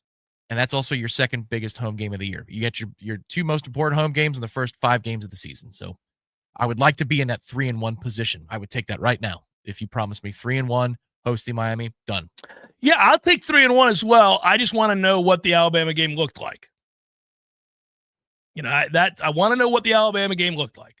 Right now, I just got done talking about my frustration with being a second-tier program. Do we look like a second-tier program when Alabama rolls in here? Because Alabama, amongst the first-tier programs, has struggled lately. Alabama, as a top-tier program, lost 4 games last year, one of them in blowout fashion to a 6-loss Oklahoma team. If that Alabama team, I understand people come and go, they got a new quarterback, all that. If that Alabama team rolls in here and drops a 40 spot on you and you scored 10 and you're not competitive, then you're not going to recruit well enough moving forward to have the players to get you to a place where this is just, sustainably successful. It's going to be hard because the ammunition would just keep mounting at that point.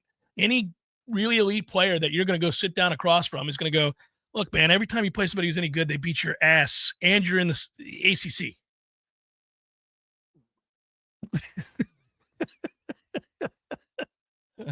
That would be a recruit that I would admire. Like, man, I really need to convince him that it's going to work here. Yeah, I like that kid. He's a realist. That kid's going to be good for our locker room. Can we get him here? I like him. I don't think we can. I think he's going to choose the option of Ohio State or Georgia. If he says those things, well, not with you on our team. Yeah. And see if the ego stroking works for, to change the kid's mind. Well, that's true. I could help you for a price. For a price, right. Yeah. It's Jeff Cameron Show, 93.3 Real Talk Radio and Warchant TV. This is meteorologist Paul Trombley with your Real Talk 93.3 weather update. Bright sunshine expected this afternoon with daytime highs approaching 85. Winds out of the south, 8 to 15 miles per hour. Clear skies again tonight. Lows level off around 61. Sunny skies tomorrow, 86. A mix of clouds and sun Sunday with daytime highs approaching 83. 85 Monday. This report is brought to you by the Lawn Johns. For all your landscaping and lawn care needs, visit thelawnjohns.com. Currently 82. The weather is unpredictable and can cause issues around your home. Weston Treywick provides commercial, residential, and industrial electrical wiring services, yearly inspections on fire alarms, portable generator sales, and so much more. With 24/7 emergency service and repair, Weston Treywick will be your calm in the storm. Give them a call at 514-0003. Weston Treywick, professional electrical services day or night. Visit online at WestonTreywick.com. Hey, let me tell you about my friends at Tried and True Consulting, a Seminole-owned business that specializes in payments and business solutions. Tried and True's core expertise includes card, ACH, point of sale, mobile, e-commerce, and hosted payment solutions. Tried and True will help you reduce costs and increase your bottom line. That always sounds nice. Whether you're a retailer, restaurant, licensed professional, or service industry, Tried and True is saving you money. Tried and True's expertise extends to payroll, video menu ad boards, IT services, web design, and social media. It's time to make one call and tell the competition to take it on down the road. Call Don or Joe today at 844-464-6653. That's 844-464-6653. When you do business with Tried and True, they contribute 10% of the net revenue to the battle's end. So go Tried and True today. Call 844-464-6653. There is no Bigfoot, Eddie. Would you stop with that nonsense? There's a Bigfoot, Jeff. I wish there were. By the way, I don't want you to point to me as the guy that takes all the fun out of the room. I wish there was the Loch Ness Monster. I wish there was the Bigfoot. I wish there was the Chupacabra. All the things. They're all mythical except for the Bigfoot. The Sasquatch. The Bigfoot? The Bigfoot. There's big feet. There's lots of them. So like different, breeds, like different kinds. There's like, families. There's different families. And, so there's if they're in the snow, you call them a Sasquatch. Or the Yeti. Right, yeah, and then here in Florida, that's a skunk ape, and but never heard that one. By the way, why do you think it's real? We would have found them by now. They're the hide and seek champions of the world. Nobody finds the Bigfoot. I think you believe in Bigfoot. I do believe in Bigfoot. You don't believe. I believe in Bigfoot. Don't tell anybody you believe in Bigfoot. I would go look for Bigfoot, but he scares me. Gordo's, bringing the flavor and flair of Cuban food to Tallahassee since 1996. The Jeff Cameron Show is a production of the Warchant.com Multimedia Network. Check out Warchant.com today for the latest news inside Florida State athletics. That's Warchant.com. Now, back to Jeff on Real Talk 93.3. Yeah, I'm supposed to talk now. Sorry. Oh, man. Where'd you get that shirt? For the folks that are listening, it's Muppets. My beaker. It's Dr. Yes, Bunsen Honeydew. Yeah. And Beaker. Is that an officially licensed Muppets thing, or is that a ripoff one? Because it's awesome. Well, thank you. I loved Beaker my whole life. Beaker was always hilarious. Beaker always made me laugh. And I think it was just like surfing the web one day, and I saw this shirt. It was Beaker, and I went, oh, there's a shirt with Beaker on it. And I ordered it. There are some sneaky good Muppets out there, too, that aren't the top line. They're all good. But Sam Eagle is amazing. Mm-hmm. Beaker is awesome. Beaker's all and so's Honeydew. Oh, yeah. Honeydew's got a roll. No, he does. Yeah, no, I didn't mean to disappoint. God, dog it. Speaking of disappointing, I'm mad at myself. Let me double check this. You're looking at a golf leaderboard? I am. Man, I can't believe that just happened. Sorry, this is terrible radio. You guys got to. You freaked a lot of people out because I think they were thinking that you were looking at the portal and you saw a name or something. No. But I know you, and I know that you're looking to see. How funny is that? Yep. You're like, Jeff is not that upset about the portal. You're no doubt concerned about somebody named Braxton playing in the RBC. No, I'm mad at myself because, I won a few weeks back with having, I think I showed you the ticket. I won for having Justin Rose as first round leader at the Masters on Thursday. And that was a little pizza money bet that paid off handsomely. And that's a lucky bet. That's when you sprinkle pizza money on, 4 or 5 guys that you think have a shot to lead the Masters at the end of day one. And it was an educated guess. He has led the Masters at the end of day one more than once.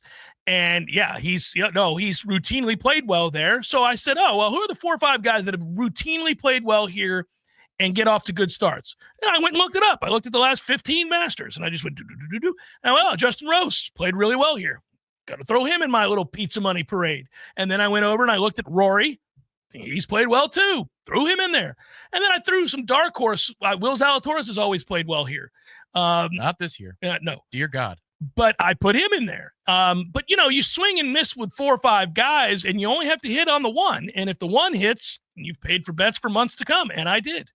So this week, I was mad at myself, but I ought not be, Tom, because turns out I drafted him second, and I was wrong. I got it right. I'm looking at it right here. I do have Justin Thomas this week. Oh, he went 61? And he is 11 under for the tournament. Yeah, 61 yesterday, I think. He's 1 under today through 5. Let's keep it rolling, baby. Hey, my NHL futures hit. I could talk about that now because the season's over. Nashville cashed about 3 months ago. That was the easiest future bet you're ever going to get. Yeah. Carolina came down to the wire. They went 3-6-1 in their last 10 games for me to win by 2 points.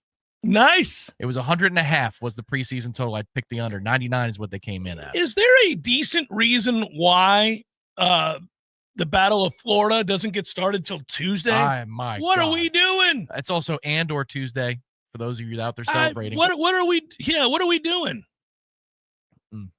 I'm a little perturbed by what I'm witnessing here. That's not going to get it done. No, I didn't like that very much either. Yeah. We got to wait a long time before we start. I don't know what that's about.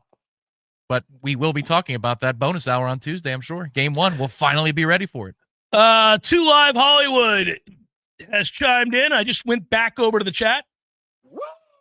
Sorry if I've missed anybody else throughout the day. Here we go. Do you think a traditional pocket passer is what you used to want as a QB? If you think about it, who was the last traditional pocket passer? I think I'm reading this correctly. Smag? Oh, here? Yeah. Or is he thinking about titles because it was Burrow? If he's talking about... if he's talking about the national championship like Burrow. winner? Yeah. Yeah, Burrow. But, I think you would describe... I understand that what's-his-face with Ohio State could run. Yeah. But he was lighting it up from the pocket. Yeah, Yeah. But that's not one of those where you're like, oh, well, this offense is clearly led by the quarterback. Yeah. Ohio State is just a machine everywhere. Yeah, they're really good. Yeah. You can have any quarterback when you're really good. You can run whatever you want out there. That's the hope here, by the way, is that you could win because you get a loaded offensive line, a loaded running back room, a dominant defense. Then you can have a quarterback that's quote unquote non-traditional and runs around. That's all your quarterbacks in the league anymore pretty much can move. Almost all. Right. I think that's maybe the spirit of the question is in this age of football where we're getting back to more run heavy, both on Sundays and Saturdays. You're seeing running backs featured more. You're seeing ground and pound working more. Just worked for Michigan a year ago. They weren't about, throwing it 35 times a game. They were about being smash mouth. Yeah. Michigan won the national championship with nothing at quarterback. Your Super Bowl champion right now is a rushing attack. First, second, and third. A.J. Brown's pissed about it, but they're awesome at it.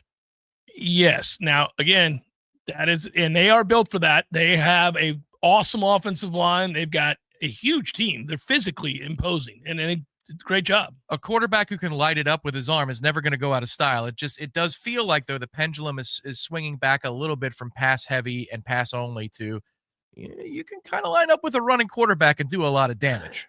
Yeah, but different styles of running quarterbacks. Obviously, Jalen Hurts runs differently than any other running quarterback, quote unquote. I mean, you don't want Jaden Daniels to run the way that Jalen Hurts runs. Right. Jalen Daniels can run. I don't need him running all over the lot. He can sling it. He's got a great arm. These days, he's got deft touch. If you're in man and you turn your back and a play breaks down, he can take off for 20 and hurt you. But I'm not designing my running offense around him. They do in Philadelphia. So it's very different than, now you almost, thankfully, we've gone away from just these two distinct styles of quarterback play. You can win all kinds of ways at quarterback now. And that's awesome because, for years, that's been the biggest change I've seen in my lifetime on the air, is that it used to be you had to be able to be a drop back passer to win championships. And obviously that's what Tom Brady was, and there are a slew of others that preceded him. And teams wouldn't really, very rarely, obviously you had exceptions, especially if somebody was preternaturally gifted. Michael Vick was so gifted that somebody decided, you know what, we'll take him. We'll give it a go. We'll see what he can do. We might be able to win a little bit with him because he's preternaturally gifted. I've never seen a quarterback who can run the way he runs. But you had to change your entire offense. Baltimore did it. Baltimore rightfully, when they decided that they were going with Lamar, they recognized, well, we got to change how we run our offense. It's got to fit with his skill set, and his backup has to be able to run something similar to what he runs, because we're going to change everything about what we do systematically to adhere to that skill set. I feel like Mahomes can do anything. Mahomes runs around and makes plays, but he beats you with his arm. Just for the position that Florida State currently is in, this is why you're talking about the floor coming up, but I think I would be more mad that this was the offense that Florida State went with 10 years ago than I am now. Well, you know what I mean? Now they're desperate. They had to, Well, but it's not even the relative place where the program is. I'm just saying that. Oh, yeah, 10 years ago, I would have been livid, yes. Yeah, now this is something that's very viable. I would have called this Mickey Mouse, is what I would have called this 10, 15 years ago. But this is born out to be a viable path to success. It doesn't mean that we're going to have it like us, but this offense would be a non-starter in a conversation 7 years ago, 10 years ago. If you and I were talking about Florida State arriving to the standard, how you can do that with this offense? Hang on now. This era of football, you can do some damage with this type of offense. I do need you to hit open receivers when we go ahead and dial it up. Yeah. And I'm going to need you to be proficient enough that when you face a defense that has the requisite athletes to bottle up a running quarterback, and to be sure, there are defenses who specialize in that very thing. You're not getting to the edge. I'm going to make you throw the football from the pocket, and I don't think you can. Not consistently enough and not accurately enough. So good luck. And if you do, I'll doff my cap. So he doesn't have to be a star throwing the football. He's got to be good enough to hit open receivers and to consistently make you pay for committing to a certain way of shutting down this offense. Yeah, what we're hoping for here is Baker Mayfield with a hell of a lot more speed. That's what you're hoping to get out of Castellanos. It's a Baker Mayfield hit. It's a high floor, low risk if you're trying to land at a certain win and loss total. But it could turn out to be something a whole lot more, and that's what happened for Baker in Tampa. That's weird with Baker. It's like he got humbled without question, and he got healthy, humbled and healthy, and it turned everything about his career around. And all of a sudden, he became really good from the pocket. And he does hurt you with his legs if you turn away, he'll make you pay. He is tough too. It helps that he's tough. Yeah, and he'll make some throws where you say, "Oh, that's just an NFL throw." Period. But he'll also make a lot of off-platform plays, and that has to be a part of this offense. Is you're building this offense to have off-platform ready to go for Castellanos, because you would be wasting him otherwise, Bill O'Brien. Two Lives feeling it today. Side note, I need Deuce, Squirrel, Boggs, Gibson, and more to be the guys. Thank you, 2 Live. Yeah. I'm very curious. I think Deuce check. I think Boggs, check. Elijah Moore, keep on getting there, young man. Keep on getting there. Yeah, Squirrel healthy. That's the question. That's right? my whole thing.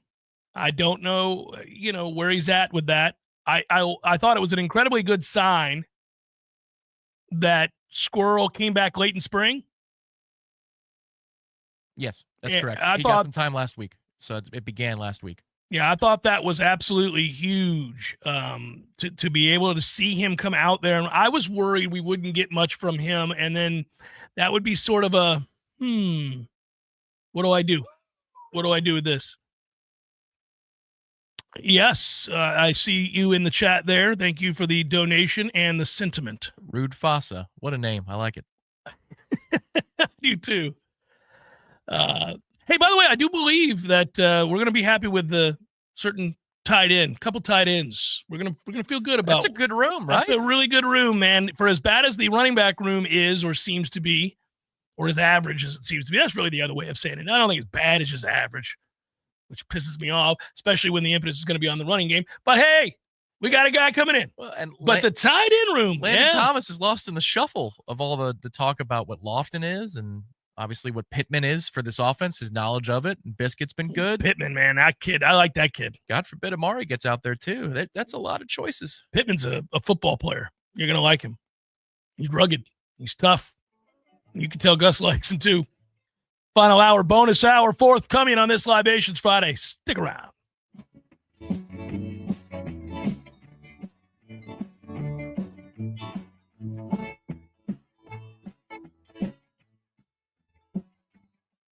Choose Hearth and Patio for custom fireplaces, maintenance, outdoor grills, kitchens, fire pits, lighting, and so much more. Check out all of Hearth and Patio's options online at hearthpatiotallahassee.com. Hearth and Patio, they keep the home fires burning. This announcement is brought to you by Fonville Lewis Messer McConaughey. If you're driving right now, you should know there's an 80% chance that the cars all around you don't carry any bodily injury insurance. Most people don't realize it, but in Florida, all the law requires is that drivers carry property damage insurance.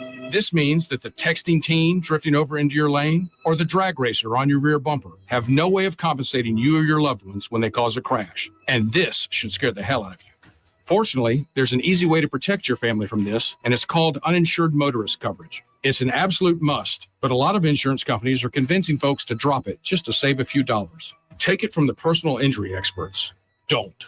At Fonville Lewis Messer McConaughey, we've recovered millions of dollars in uninsured motorist coverage in crashes where our clients would have otherwise received nothing. So please, call your agent right now and make sure you have uninsured motorist coverage on your policy. We hope you'll never need it, but we'll be here for you if you ever do.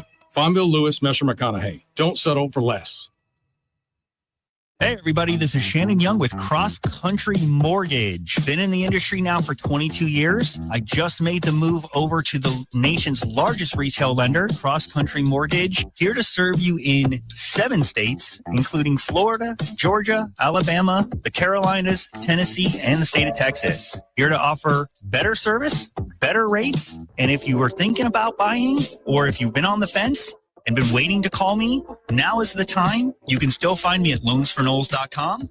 That is, again, loansforknowles.com. I've helped thousands of fellow Knowles get into their dream home, and I can't wait to help you get into yours. Give me a call today. I'm at 954-369-6171, or go to loansforknowles.com. Again, that's 954-369-6171, and that's loansforknowles.com. Equal housing NMLS 373031. Whatever you're driving right now, remember it doesn't cost much more to go first class because you can lease either of Infinity's popular luxury SUVs, the QX50 or the QX60, for around $600 a month with less due at signing than you might think. Only at Infinity of Tallahassee. From the championship stage to coaching change and everything in between, Warchant.com remains your home for the best FSU football coverage in the business. Brutally honest columns and features, market-leading multimedia presence across video and podcast, the largest FSU fan community with a staff that combines for over 100 years of experience covering the Noles. When change comes, Warchant.com is your home for analysis from every angle. Warchant.com, your ultimate Seminole sports source. Sign up today. WVFT Gretna, Tallahassee. This is Real Talk 93.3. More of the Jeff Cameron Show is coming up next. Your sports action update on Real Talk 93.3 with all the latest odds from Vegas. The Atlanta Braves, another 35 favorite over the Minnesota Twins at Truist Park today. Bryce Elder on the mound for the Braves. Chris Paddock for the Twins plus 114, 8.5 under the total. Tampa Bay Rays hosting the Yankees at Steinbrenner Field. Drew Rasmussen on the mound for the Rays minus 112 against Carlos Rodon of the Yankees minus 108, 8.5 under the total. RBC Heritage at Harbor Town. Justin Thomas, a first-round leader. He's at 10 under par, plus 230 to win it. Russell Henley, Scotty Scheffler, 3 back at 7 under par. Scheffler plus 190. Henley is 9 to 1.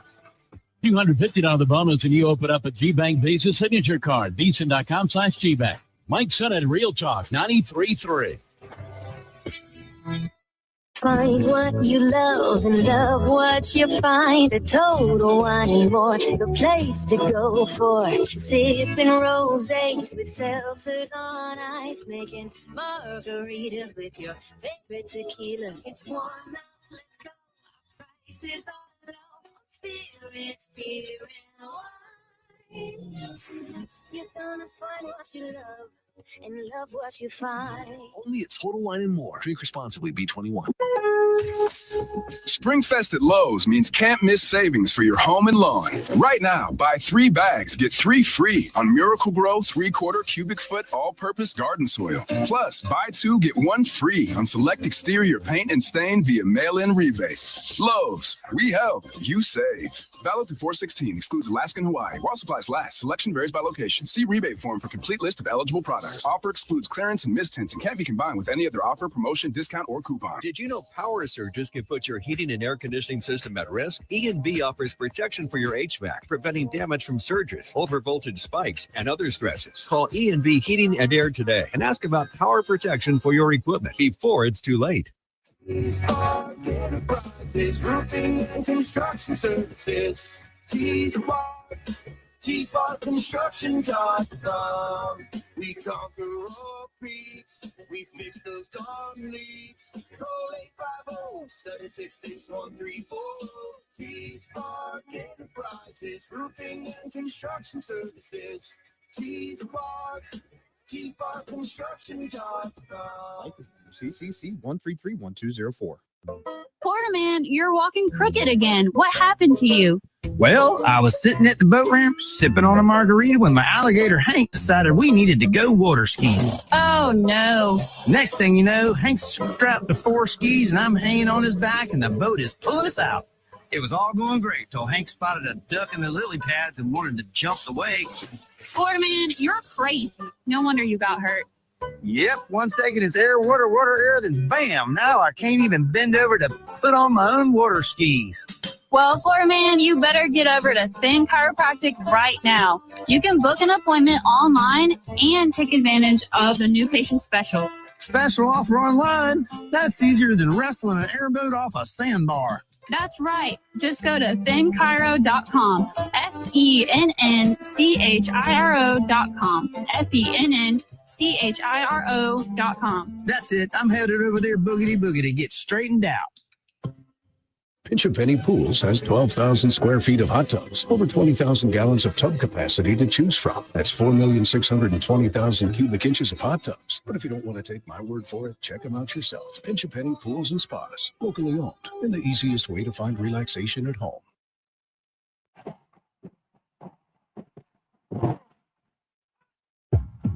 Broadcasting live from Florida's capital city, this is the Jeff Cameron Show, brought to you by Orange Theory Fitness on Real Talk 93.3. Now, stop what you're doing and listen closely. It's time for the Jeff Cameron Show in 5, 4, 3, 2, 1.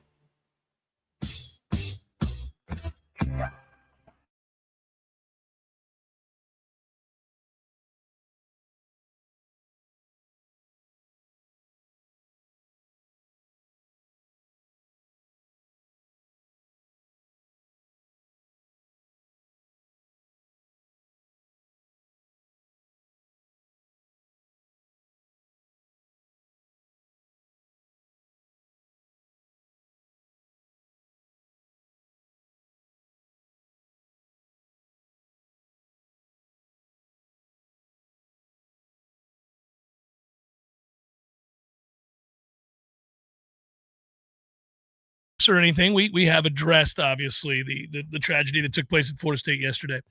And we have also talked, obviously, about the success of the golf tournament, too, and how much fun that was. And then we've gone into the sports best we can. Had somebody, well, somebody's my wife, text me about our kids are out of town this weekend. They went on a trip to see their. All right. Yeah, they trip to see their cousins. And anyhow, Christy said, "Do we want to get any Easter candy?"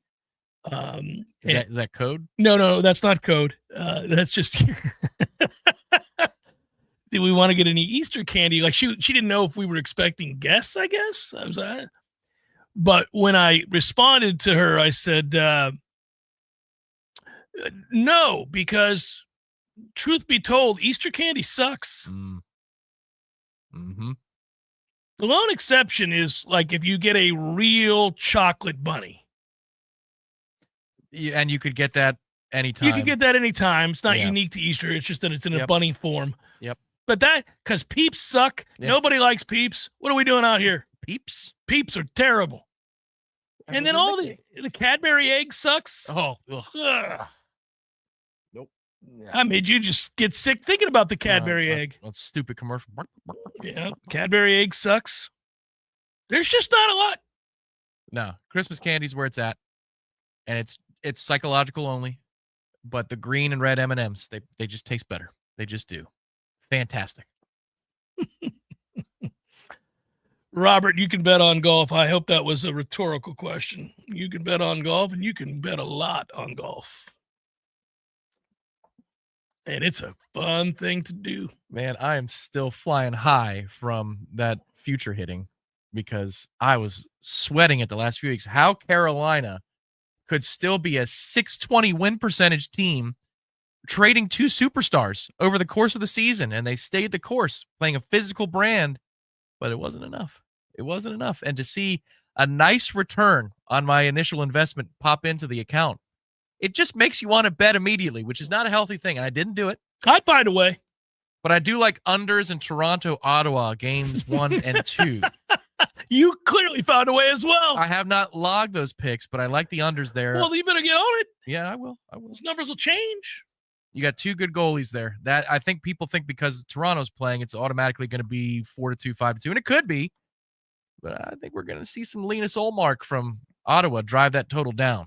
I just so you know, bet on every single baseball game today. Are you serious? Yeah. Why? I wanted to. I got up early and I was kind of sitting around and I was like, got a full slate. I'm going to pull a little action on every one of these games.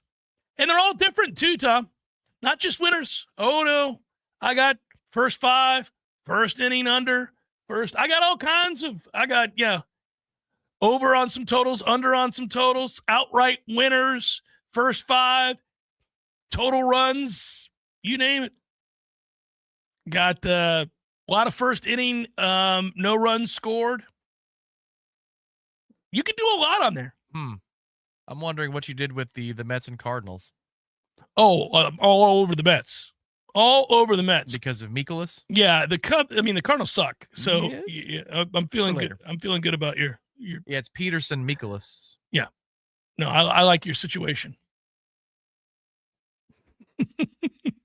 That's a good pickup line. Yeah, I like your situation. I like your situation.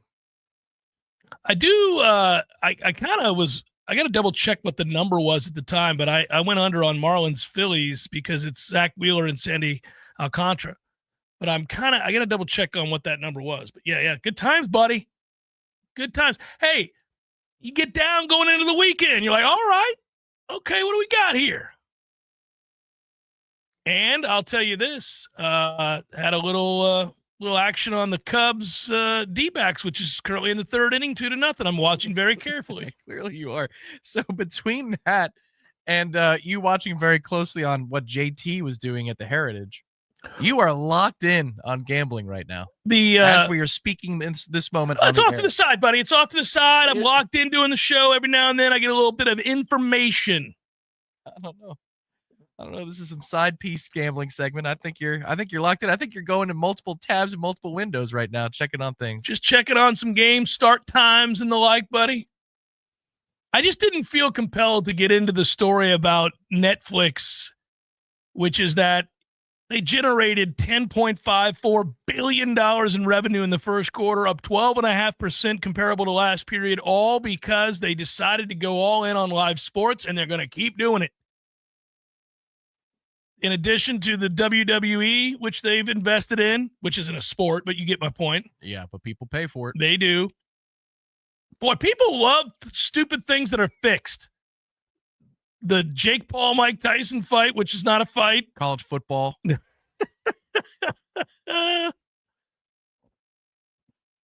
But yeah, and they were flocking to Netflix based on these ratings, and they're quote unquote very pleased with their progress so far, excited about the future for live, both sports and non-sports. They'll learn which games they'll have for the return of its Christmas Day National Football League doubleheader later this month. That, by the way, again, that was a smart investment. And apparently they're going to they're thinking about doing some more things with some sort of I would really advise against this. Look, there's something I don't understand. We've had this conversation a lot. I'm going to deviate from where I was going, but just to point this out, this just should come as no surprise to anybody. The UFL, okay, do you even know what the UFL is, everybody? Are you aware of the UFL? The United Football League? Right. It's dealing with, quote, challenges. You think?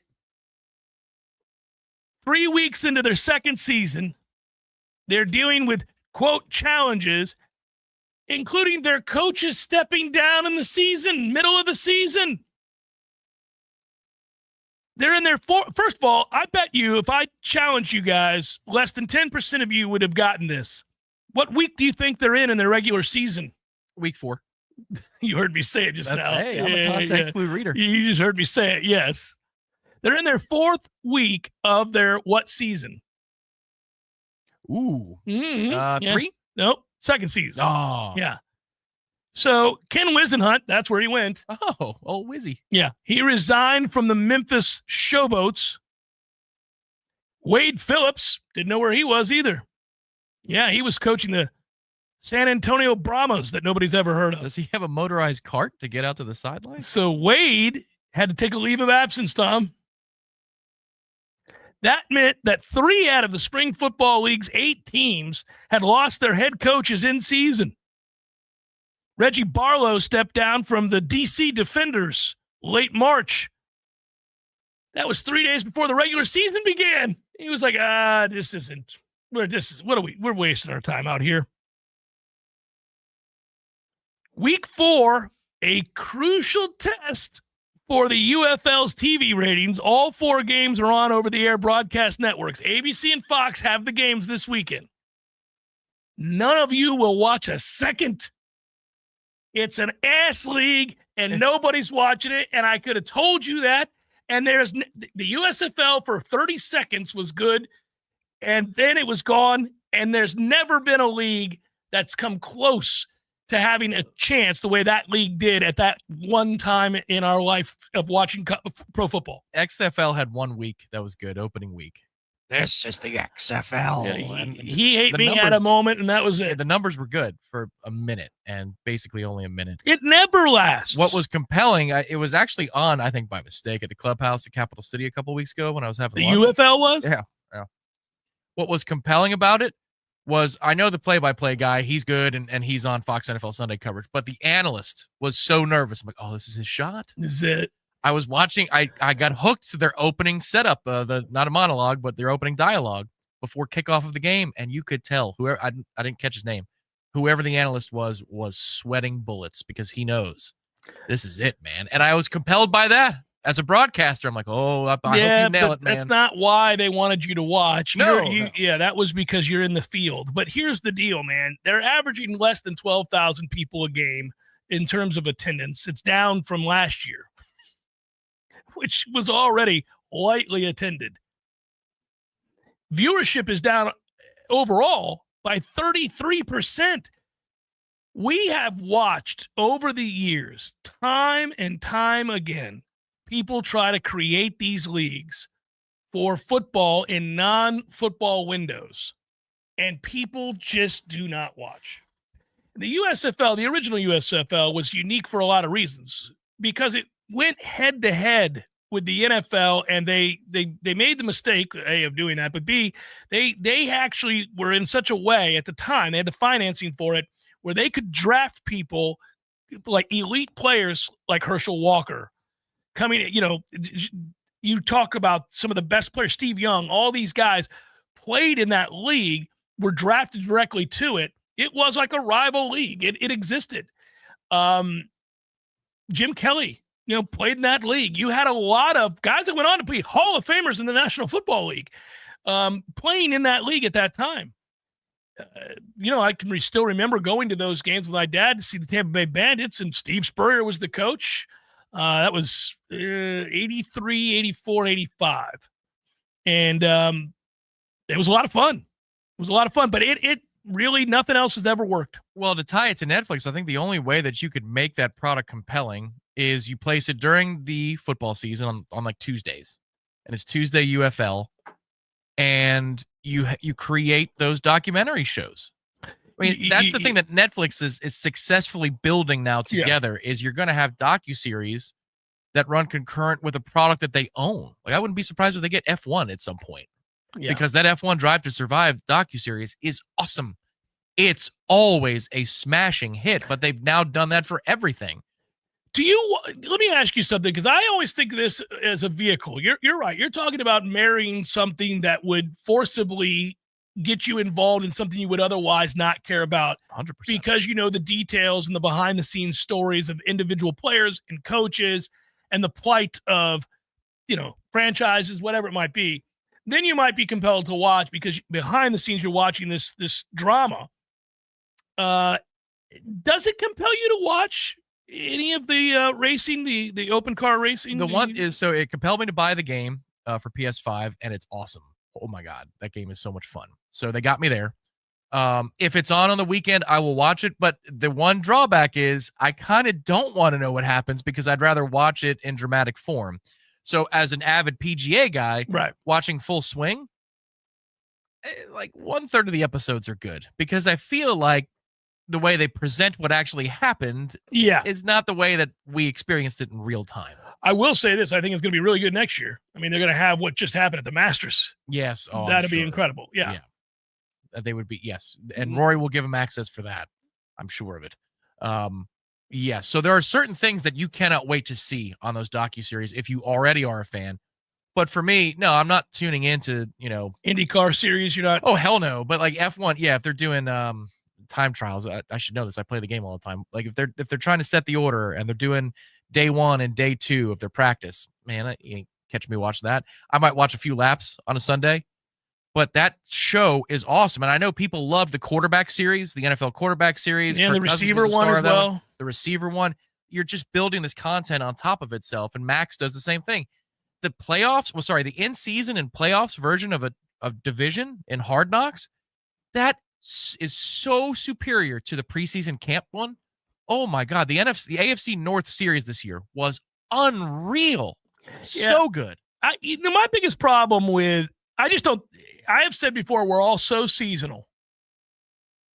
You don't feel like watching. I mean, I can be the most passionate football fan in the world, and when it's May, I'm just not thinking about football. My head's not right. I can't get invested. I don't feel like, what is this leading to? So say you got me to tune into the UFL, which is an inferior product, but let's say I tune into the UFL and I try to give it a go. What are we really doing here? Where does this end up? I get to see the San Antonio Brahmas win a UFL title. I mean, no, you'd have to sell something like a pathway to guaranteed NFL status. Yes, you'd have to. Correct. You need something compelling me to watch. And if otherwise, I don't care. To go along with it, of guys can move up the ranks. This is the story about what it takes to go from a second-tier professional athlete to a top-tier professional athlete. And nobody noticed you at college. You were a 0-star, but you had a growth spurt. Things like that. Now, college already serves as that vehicle. And that's the problem. I think it needs to be more of a sideshow. Hogwatcher put in the chat that maybe I'm in the minority, but I like physically being in person and watching Arena League football. I grew up going to Tampa Bay Storm games. I used to go to Tampa Bay Storm games too. I went to the Arena Bowl against the Orlando Predators. Damn right. At the Trop, there were 28,000 people there to watch the Arena Bowl in the mid-'90s. That was a big deal. I did play-by-play for the Arena League team that was here. That's cool. I still have my Tallahassee Thunder and all that stuff. I have all the gear. Caught in the storm. Coach Tim Markham. That had a minute against Jay Gruden's Orlando Predators. Yeah. Me and Eric Llewellyn. It was a lot of fun, and I wish it would have lasted longer. Financially. Yeah. Rest in peace, Monk Montesort. He hired me to do the job. And I remember when he hired me, I was like, this is going to be cool. I get to do play-by-play for football. And I loved it. It was fun. I've got some memorable stories that I can't repeat on the air here. That was a fun league and that was a weird time in my life. It's a good. That was your Brockmeyer time. It was yes. And it was just a weird set of circumstances in that league. I remember Eric and I did a game one time. We were doing a game, Tom. I'll give you the PG story. Where they set us up. Mm-hmm, I know this one. Where they set us up was I don't know if I can do it. You can't. Your view is blocked. Yeah. Where they had us set up in the middle of the stands in that little well, you saw a lot of things. And I got distracted. And Eric was doing color analysis, and I missed a play. I missed a play because of this distraction, Tom. And I was very distracted. And he slapped my arm, and he's like, and that's a 7-yard. He had to pick up for me, and the look on his face of just terror. Like, what are you doing? We're on the air. You're the play-by-play. Oh, my goodness. Yeah. I wish I could go back and look at us doing that. A, I had hair. B, it was probably not as professional as it should have been. Because you kind of knew it's like it's an Arena League football. What are we, what are we doing here? But I remember I think Birmingham was the team we were facing that night, and their quarterback was a former Clemson Tiger, who was cool. He was the quarterback at Clemson, and I remember watching his career, and then we were talking about what he was and was not as a Clemson quarterback, but how this league would better suit him, and it was that's a long time ago. Man alive.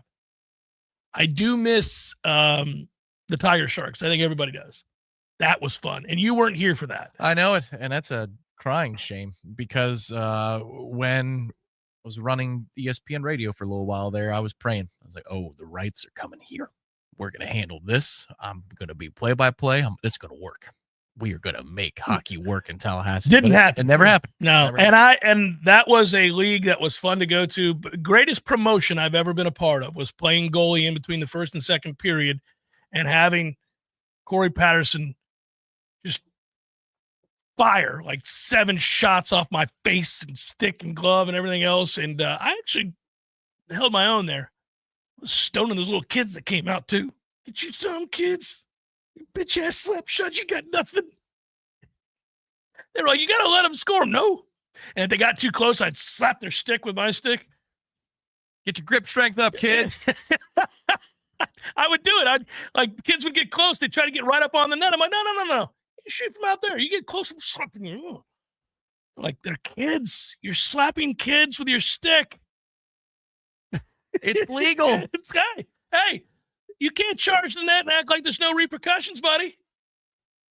We're not letting you just idle around out here. Good times. Sorry. Got distracted. It's Jeff Cameron Show 93.3 Real Talk Radio, Warchant TV.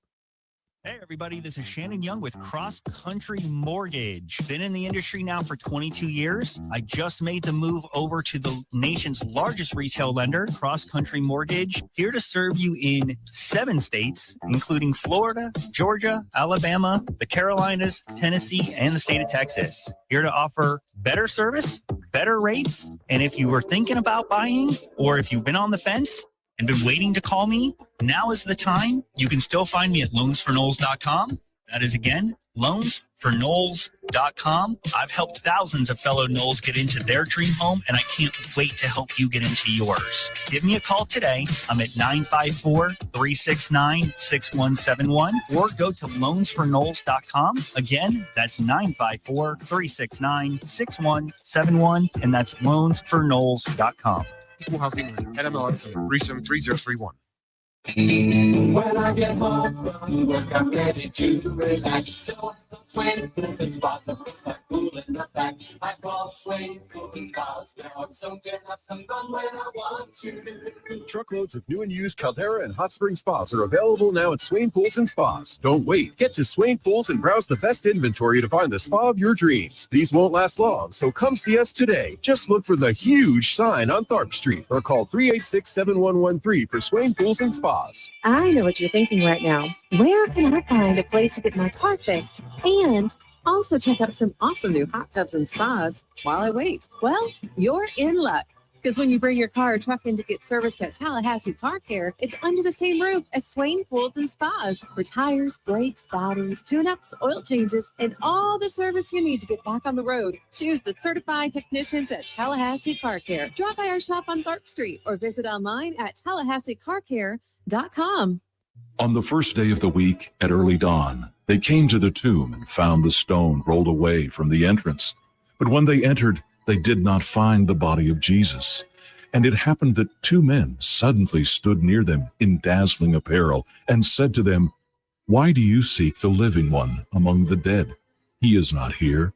He has risen." This Easter, may your heart be filled with the wonder of that first Easter morning. A message of joy from Wit and Glass on South Monroe, Tallahassee's first family in glass since 1945. For mirrors, shower and bath enclosures, tabletops, and window glass, call 222-5781. Online at witandglass.com. And Tony Kelly Heating and Air Conditioning, the highest industry standards, personal attention to every detail. That's Tony Kelly Heating and Air Conditioning. Call 385-3774. Online at TonyKellyInc.com. This is a special notice to U.S. taxpayers owing $10,000 or more to the IRS. Tax Relief Advocates is urgently notifying taxpayers that tax relief initiatives are now available that may significantly reduce or eliminate what you owe. If you're afraid of an IRS lien, levy, or wage garnishment, don't lose hope. You can now take advantage of these current relief programs to end all collections, reduce the amount you owe, and resolve your tax problem. Even if you have years of unfiled tax returns or are already in a payment plan, you may still qualify for significant relief. Struggling taxpayers can now get relief they need during these hard economic times. A hotline has been established by Tax Relief Advocates for you to call and see what you qualify for. They are A+ rated with the BBB and have over 1,000 5-star reviews. Don't wait. Call 800-575-7147. 800-575-7147. That's 800-575-7147, or simply visit TRA.com. Must qualify for enrollment. Results may vary.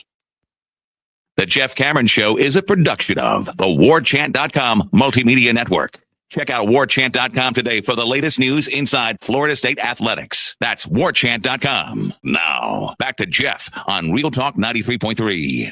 I can weigh in here and just let you know that Dan Corso reached out to us. Oh, really? Yeah, we were talking about his dad, Lee Corso, earlier today, and he was listening, which is nice. Thanks for listening, Dan. I won't read your email on the air. We hope it's Tallahassee that they pick in August, but whatever it is, it's going to be a proper send-off. Dan works with the Atlanta Sports Council, and that's where he was when I met him at Stats prior to the Peach Bowl against South Carolina. It was Stats. Yeah. 2010. Time flies. He also remembers the sign that I referenced, and he said in his email, to show you that he's got a good sense of humor, Jeff, and by the way, the sign you referenced was and still is funny. The Corsos have a good sense of humor, man. That is awesome. Yeah, we showed that on the air, but we were trying to be respectful and just a little bit. That's still funny. Anyhow, thanks, Dan. Appreciate you. Cool gig you got, Dan. I'm reading your business card. Good Lord. No, he's got a good gig. You know who's got a bad gig? The Saints. Saints are in trouble. They've got 20 players with a $1 million contract. Now, you would say, how is that possible? Well, it's because they converted the rest of the contract into a signing bonus. You can do that as a GM, defer the money, move it around. Problem is, if those players who are under those types of deals up and retire, like one did yesterday, you're on the hook for the dead money. You're on the hook. That's the hit against the cap that you take whatever was left, minus what that $1 million is. So now all of a sudden, they have a player retire. 2 more are talking about retiring. And this deal that you tried to work for yourself to give yourself more cap room is coming undone.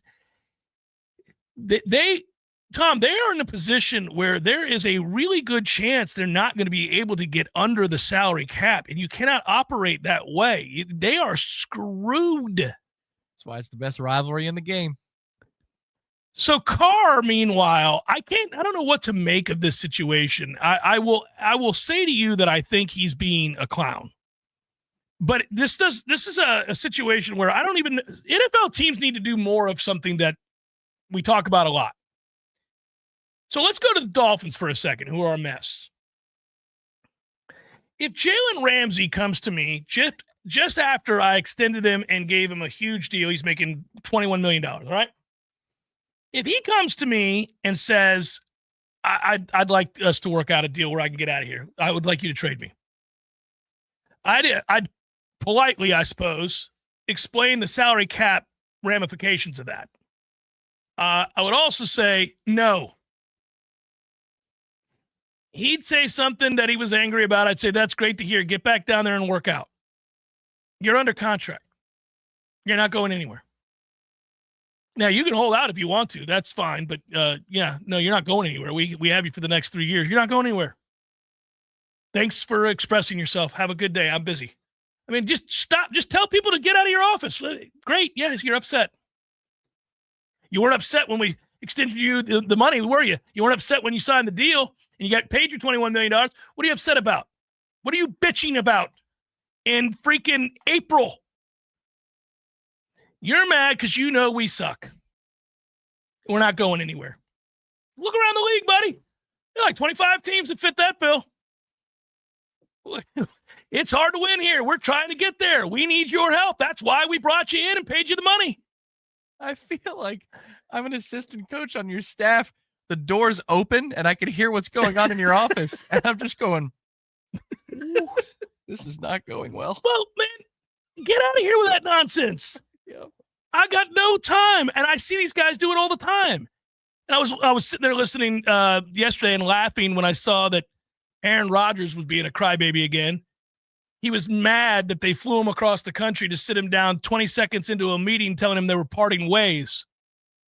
Happens all the time, Aaron. They had the respect to tell you in person that they were going another direction. They didn't want to do it over the phone. They didn't want to do it via email. They didn't do it via text because they're professional. Now, listen, is it aggravating? Is it annoying to fly across the country to sit down and be told that you're being moved on from? I suppose. But, I mean, it's not like you were flying coach, buddy. I'm sure you were in the lap of luxury.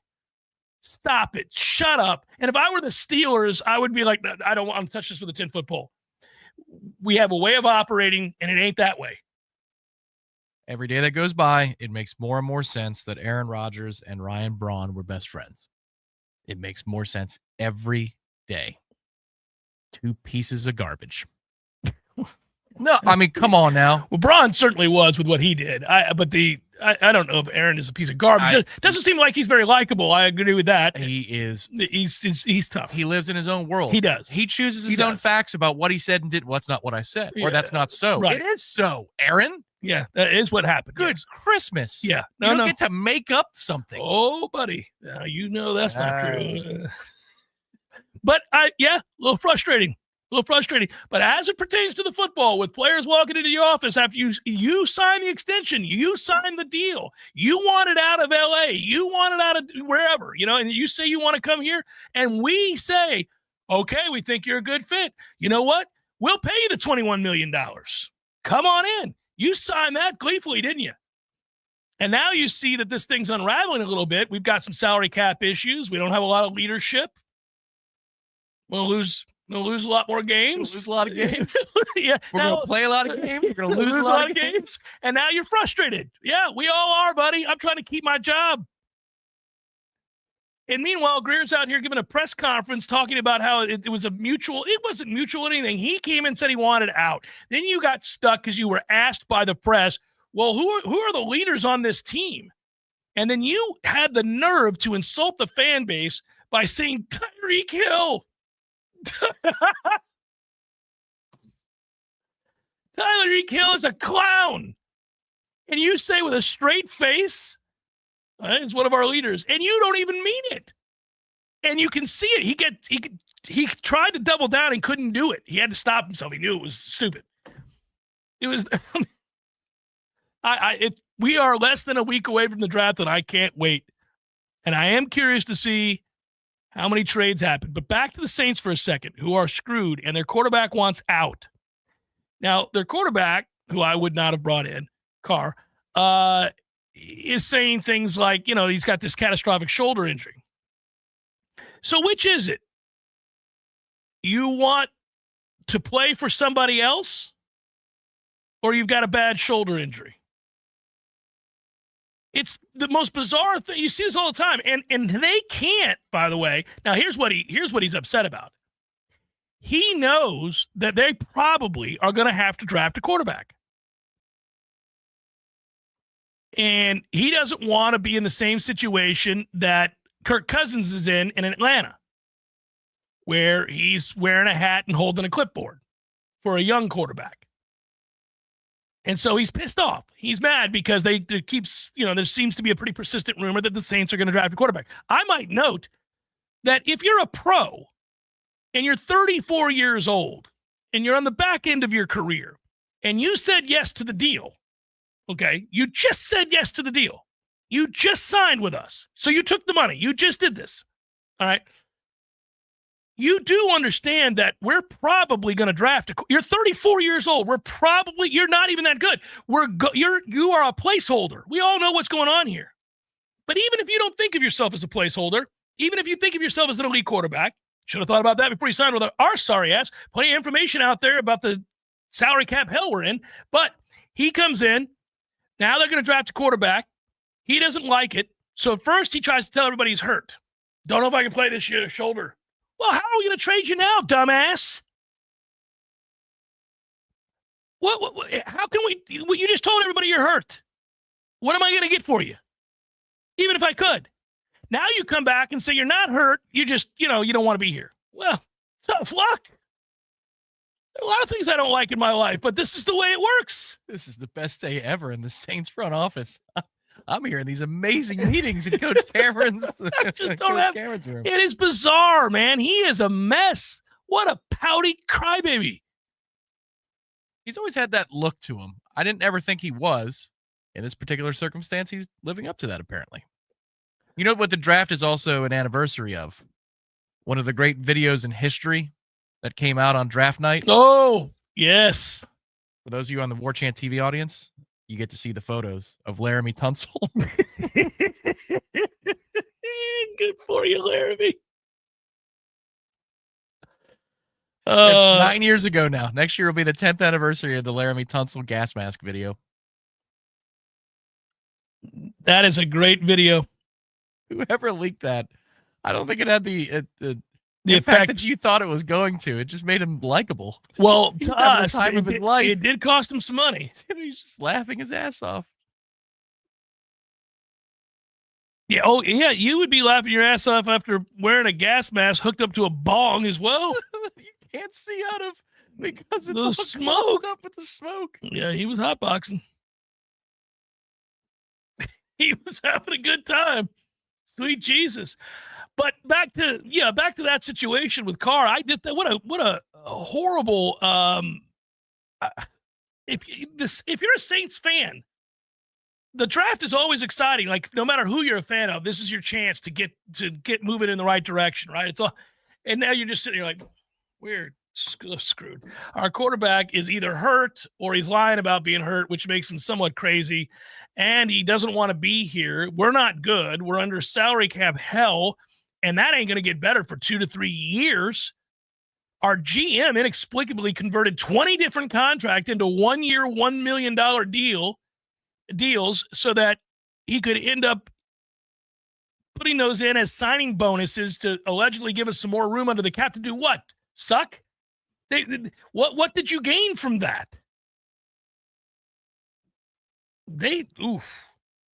Just be happy, buddy. Just be happy that we're not run the same way that the Dolphins are currently being run.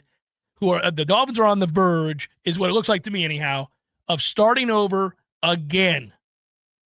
Yeah. That'd be the third time in 7 years. Correct. And then the Saints, I take pride in the fact that for the Saints part in it, their whole thing. Well, they all went in with Drew Brees in the final season thinking they could make a run at it, and then we beat them in New Orleans. That's correct. Jameis threw the only touchdown for the Saints that night. That's correct. Not Drew. But Saints fans routinely will take to social media and say things like the cap isn't real, it doesn't matter. And that's what they've been saying because the Saints have been dodging it year after year, but they're not. Yeah, right. The cap cometh. Yeah.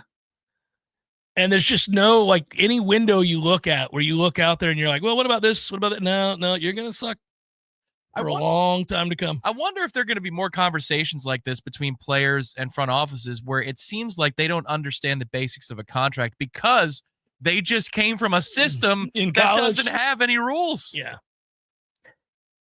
No, it doesn't, and it's a mess right now. It's a jumbled mess in college, but they do have rules in pro football, and they operate far better than college football does. When you sign the contract, you're under contract. There ain't no going anywhere. Listen, TJ, I know you went to 3 different institutions, and you could keep coming back to them for raises every 2 weeks, and it worked. Yeah, that's wonderful. That's not here. No, but the Derek Carr, you got to be more imaginative.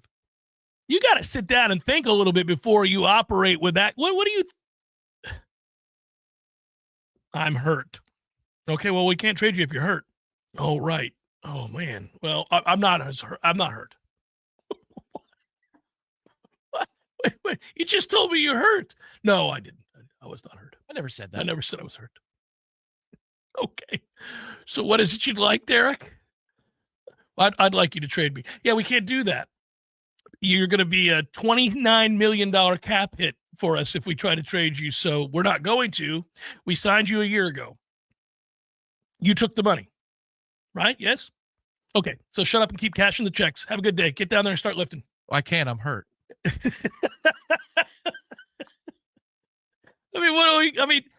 Also, if you're in that situation, if you're him or your cousins or anybody else that's been passed over, that contract is massive. It can't suck to sit over there and hold a clipboard while collecting $29, $39 million this year, whatever it is. I have to go back and double check that. And try to help some young kid along. What do you care? What do you care? The highest paid coach in America. It's the greatest gig short of being let go with many years still on your contract and achieving the highly sought after Kiss My Ass on Main Street award. Other than that, you've got the best gig in the world. I mean, you're going to get paid double digits millions, like 10, 20, $30 million in many cases. If you're a quarterback, 20, 30, $40 million to not play. Come on, man. That is, and you got to,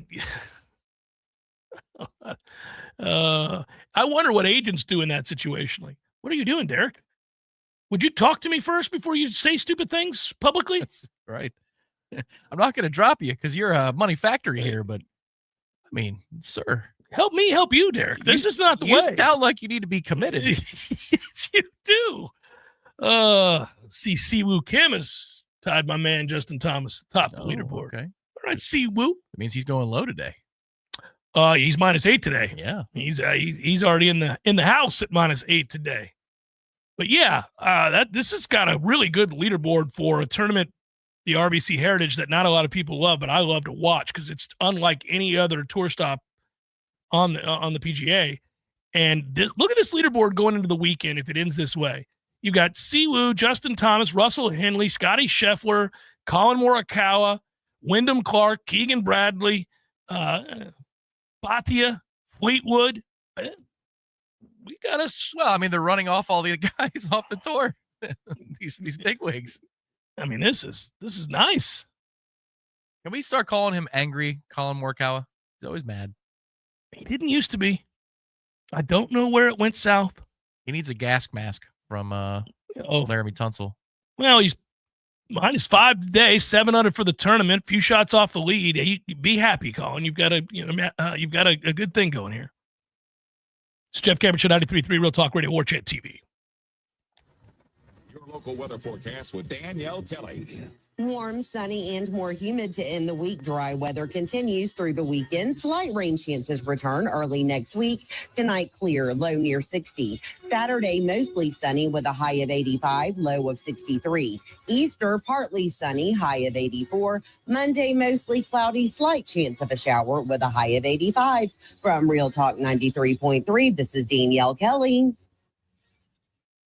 Fever, and the only prescription is more cowbell. Do you have spring fever? Your only prescription is the Lawn Johns. Hi, it's Mark from the Lawn Johns. We can make your landscape more appealing by providing you with award-winning lawn care. With 4 levels of service, the Lawn Johns offers you more choices than the rest. More flowers, more mulch, or more pine straw all means that your home or office will be more beautiful than ever. So if you've got spring fever, go to thelawnjohns.com or just look for our big purple truck. I gotta have more cowbell.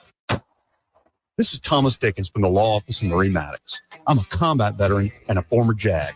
I've fought for our country, and now I fight to get you your back wages. If your boss has ever shorted your paycheck or withheld your overtime, you need to call me now. 850-383-4800. 850-383-4800. Or find us online at maddoxlaw.com. Offices in Tallahassee. I'm still going for it, even with higher stroke risk from atrial fibrillation, an irregular heartbeat not caused by a heart valve problem. Over a 3-year study, Eliquis apixaban tablets reduced stroke risk better than warfarin, and over 97% of Eliquis patients did not experience a stroke. A first stroke occurred in 2.9% of warfarin patients versus 2.3% of Eliquis patients. Don't stop taking prescription Eliquis without asking your doctor. It may increase your stroke risk. Eliquis can cause serious and in rare cases fatal bleeding. Don't take Eliquis if you have an artificial heart valve, abnormal bleeding, or antiphospholipid syndrome. While taking, you may bruise more easily or take longer for bleeding to stop. A spinal injection while on Eliquis increases risk of blood clots, which may cause paralysis, the inability to move. Get medical help right away for unexpected bleeding, unusual bruising, or tingling, numbness, or muscle weakness. Medications such as aspirin products, NSAIDs, SSRIs, SNRIs, and blood thinners may increase bleeding risk. Tell your doctor about all planned medical or dental procedures. Learn more at Eliquis.com or call 1-855-ELIQUIS. Greg Tish, Monday through Friday, 6 to 9 a.m. on Tallahassee's only locally owned radio station. Real Talk 93.3. Be sure to tune in to the Greg Tish Show each weekday from 6 to 9 a.m. right here on Real Talk 93.3 with me, Greg Tish. And me, Matty Rowe. More local guests. More local prizes. More local fun. Well, I guess you could say that we truly define local. You sure can. The Greg Tish Show, Monday through Friday, 6 to 9 a.m. only on Real Talk 93.3. The Jeff Cameron Show is a production of the Warchant.com Multimedia Network. Check out Warchant.com today for the latest news inside Florida State athletics. That's Warchant.com. Now, back to Jeff on Real Talk 93.3. Man, Google must have been listening, buddy. First thing that popped up when I typed in MLB probables to get ready to do this was visit New Orleans. Oh, really? How about that? Oh, man. No, Google. I was just ripping Derek Carr. I'm good. I'm not going. No, give me something else this time around. Send me flights to Seattle. I want to see what those are going for this summer coming up. Give me some Seattle love. Cue it up, good sir. It is time to get to said probables. It's time for how you say, with the pitching probables?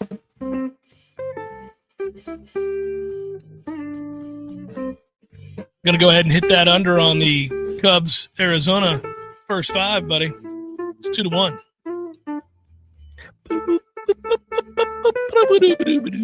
D-backs Cubs. That's 2-1 in the 5th. Corbin Burns, Colin Ray. Guardians Buccos tonight. Pirates win 1-0 yesterday. Yeah. It was on CP in a post round. I was like, is this live? And it was. Yeah, well, it was a home run. O'Neill Cruz in the first inning. People sat around in the freezing cold for the next 8 innings and saw nothing. Except they were able to raise the Jolly Roger. Luis Ortiz goes for the Guardians. Carmen Medzinski goes for the Pirates. He's not very good. Royals Tigers, Cole Reagans. Hey, Cole, Tallahassee's own. Jackson Jobe goes for the Tigers. Marlins Phillies, Sandy Alcantara and Zach Wheeler. Yankees Rays. Carlos Rodon has not been good. Let's go Rays. Drew Rasmussen goes for the Rays.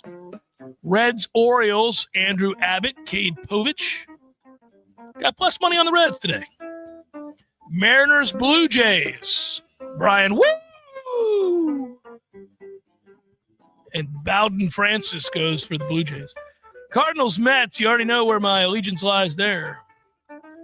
Both from a rooting standpoint today and a gambling standpoint today. We're all in on David Peterson. Come on, David, you crafty lefty. Miles Meekle. Yes. We're already ready to pounce. White Sox, Red Sox, all the Sox. Martin Perez and Hunter Dobbins. Twins, Braves, Chris Paddock, Bryce Elder. We have the Dodgers and the Rangers. I've got the Dodgers. Yoshinobu Yamamoto. Jacob deGrom. He takes it to beer. There it is. A's, Brewers, JT Ginn, Freddie Peralta. We got the Padres, Astros, Kyle Hart, Ryan Gusto. How's deGrom doing so far this year? deGrom is 0-0 with a 3.30. All right, Jakey. All right. 13 Ks. Padres, Astros, did I say it? Kyle Hart, Ryan Gusto. Giants, Angels, Logan Webb, Tyler Anderson. We had Tyler Anderson. I like Tyler, man. That guy gives you a good start. He's 1-0 on the year with a 2.87. Tyler is a professional pitcher, Tom. It's like that guy who's going to hit you 260 every year. You're like, all right. He's an earnest major leaguer. Yeah, that's right. Nats Rockies, Mackenzie Gore, Chase Dollander, and that is a look at those that shall reside on the bump. Ooh, how about the timing on that one, huh? Not bad. Pretty good. I like that version of the song gets stuck in my head all day after we play probables, because you could have a lot worse songs stuck in your head than that version of "Take Me Out to the Ball Game." Yeah, man. There's it's interesting. I think that song, and we had one other that we used to use with the ones we don't get licensing fees, fines, and whatever else for, that used to stick in my head all the time too. And what was that? Was that like a Zydeco? Was that? No. Some sort of jazzy element to that too. Yeah, but it started to get zapped. That's why we had to move on, which makes no sense because it's a whitelisted track, but we're not messing around. So, are you able to reach out to representatives at any point and say, hey, ass face, this is I'm allowed to do this? That's afache. Please pronounce it right. That would be great. Hey, Mr. Assface. That's a afache. Oh, sorry. Yeah. It's afache. Jackson Dart said, I'm not going to the draft today. And it's because he was basically projected to go late first, early second. I would really like it if. So here's how this works. The NFL will invite players to the draft, right? So they've invited Cam Ward. They've invited Jalen Milroe. They invited Jalen Milroe? I know. Yeah. I mean, good for him. You should celebrate it if they invite you, I think. I completely agree with you. My thought on any of this, if I got invited to the draft, I know there's a chance I could pull an Aaron Rodgers and slide and maybe not get drafted in the first round. But I do know from what I read, and I think I heard Pat Kerwin say this on the NFL Network. He was talking about how, like, look, man, the NFL informs these guys beforehand. They'll say, look, we'd love to extend an invitation for you to the draft. They're paying for you to be there. They're putting you up in the lap of luxury. Now, it's in Green Bay this year, so I don't know how much lap of luxury there is. But they're putting you up somewhere nice. You're going to get fed a really good dinner. You and your family. Everybody gets to be part of the experience. And, oh, by the way, man, you may not get drafted in the first round. We checked with a bunch of teams. Some people have you at 27th, 28th. Some people have you early second. But we'll put you up either way, and we'll put the camera on you and your family when you do get drafted. Just celebrate it. It's a great moment in time. Like, this is it. This is your one time. Right. You don't get drafted again. You get an extra day out of it. I would look at it that way. I would 100% go. Yeah. Even if I thought I was going to the second round, what the hell I mean, it's an amazing accomplishment, But these guys, their pride's on the line. It's why nobody participates in the dunk contest anymore. They want to get humiliated. They don't want to, all that stuff. I could lose to a guy that's not the same social influencer that I am. And it's the worst. But yeah, they've invited 17 players. They don't like getting turned down, and they'll turn around and invite somebody else in his place, but he decided to opt out. Now, I got no problem with guys who want to do the thing where they're at home. Maybe they're fishing with their dad, like the Wisconsin lineman did the one year. Oh, yeah. Joe Thomas did that, right? Was it? Yeah, I couldn't remember who did it. I think so. But whatever. I mean, I get it sometimes, but man, what a cool thing to get invited to. I'd be there. And that is that. Good work out of you, sir. Thanks, everybody. I hope you have a great weekend. Hug the ones you love, right? Be good. Peace.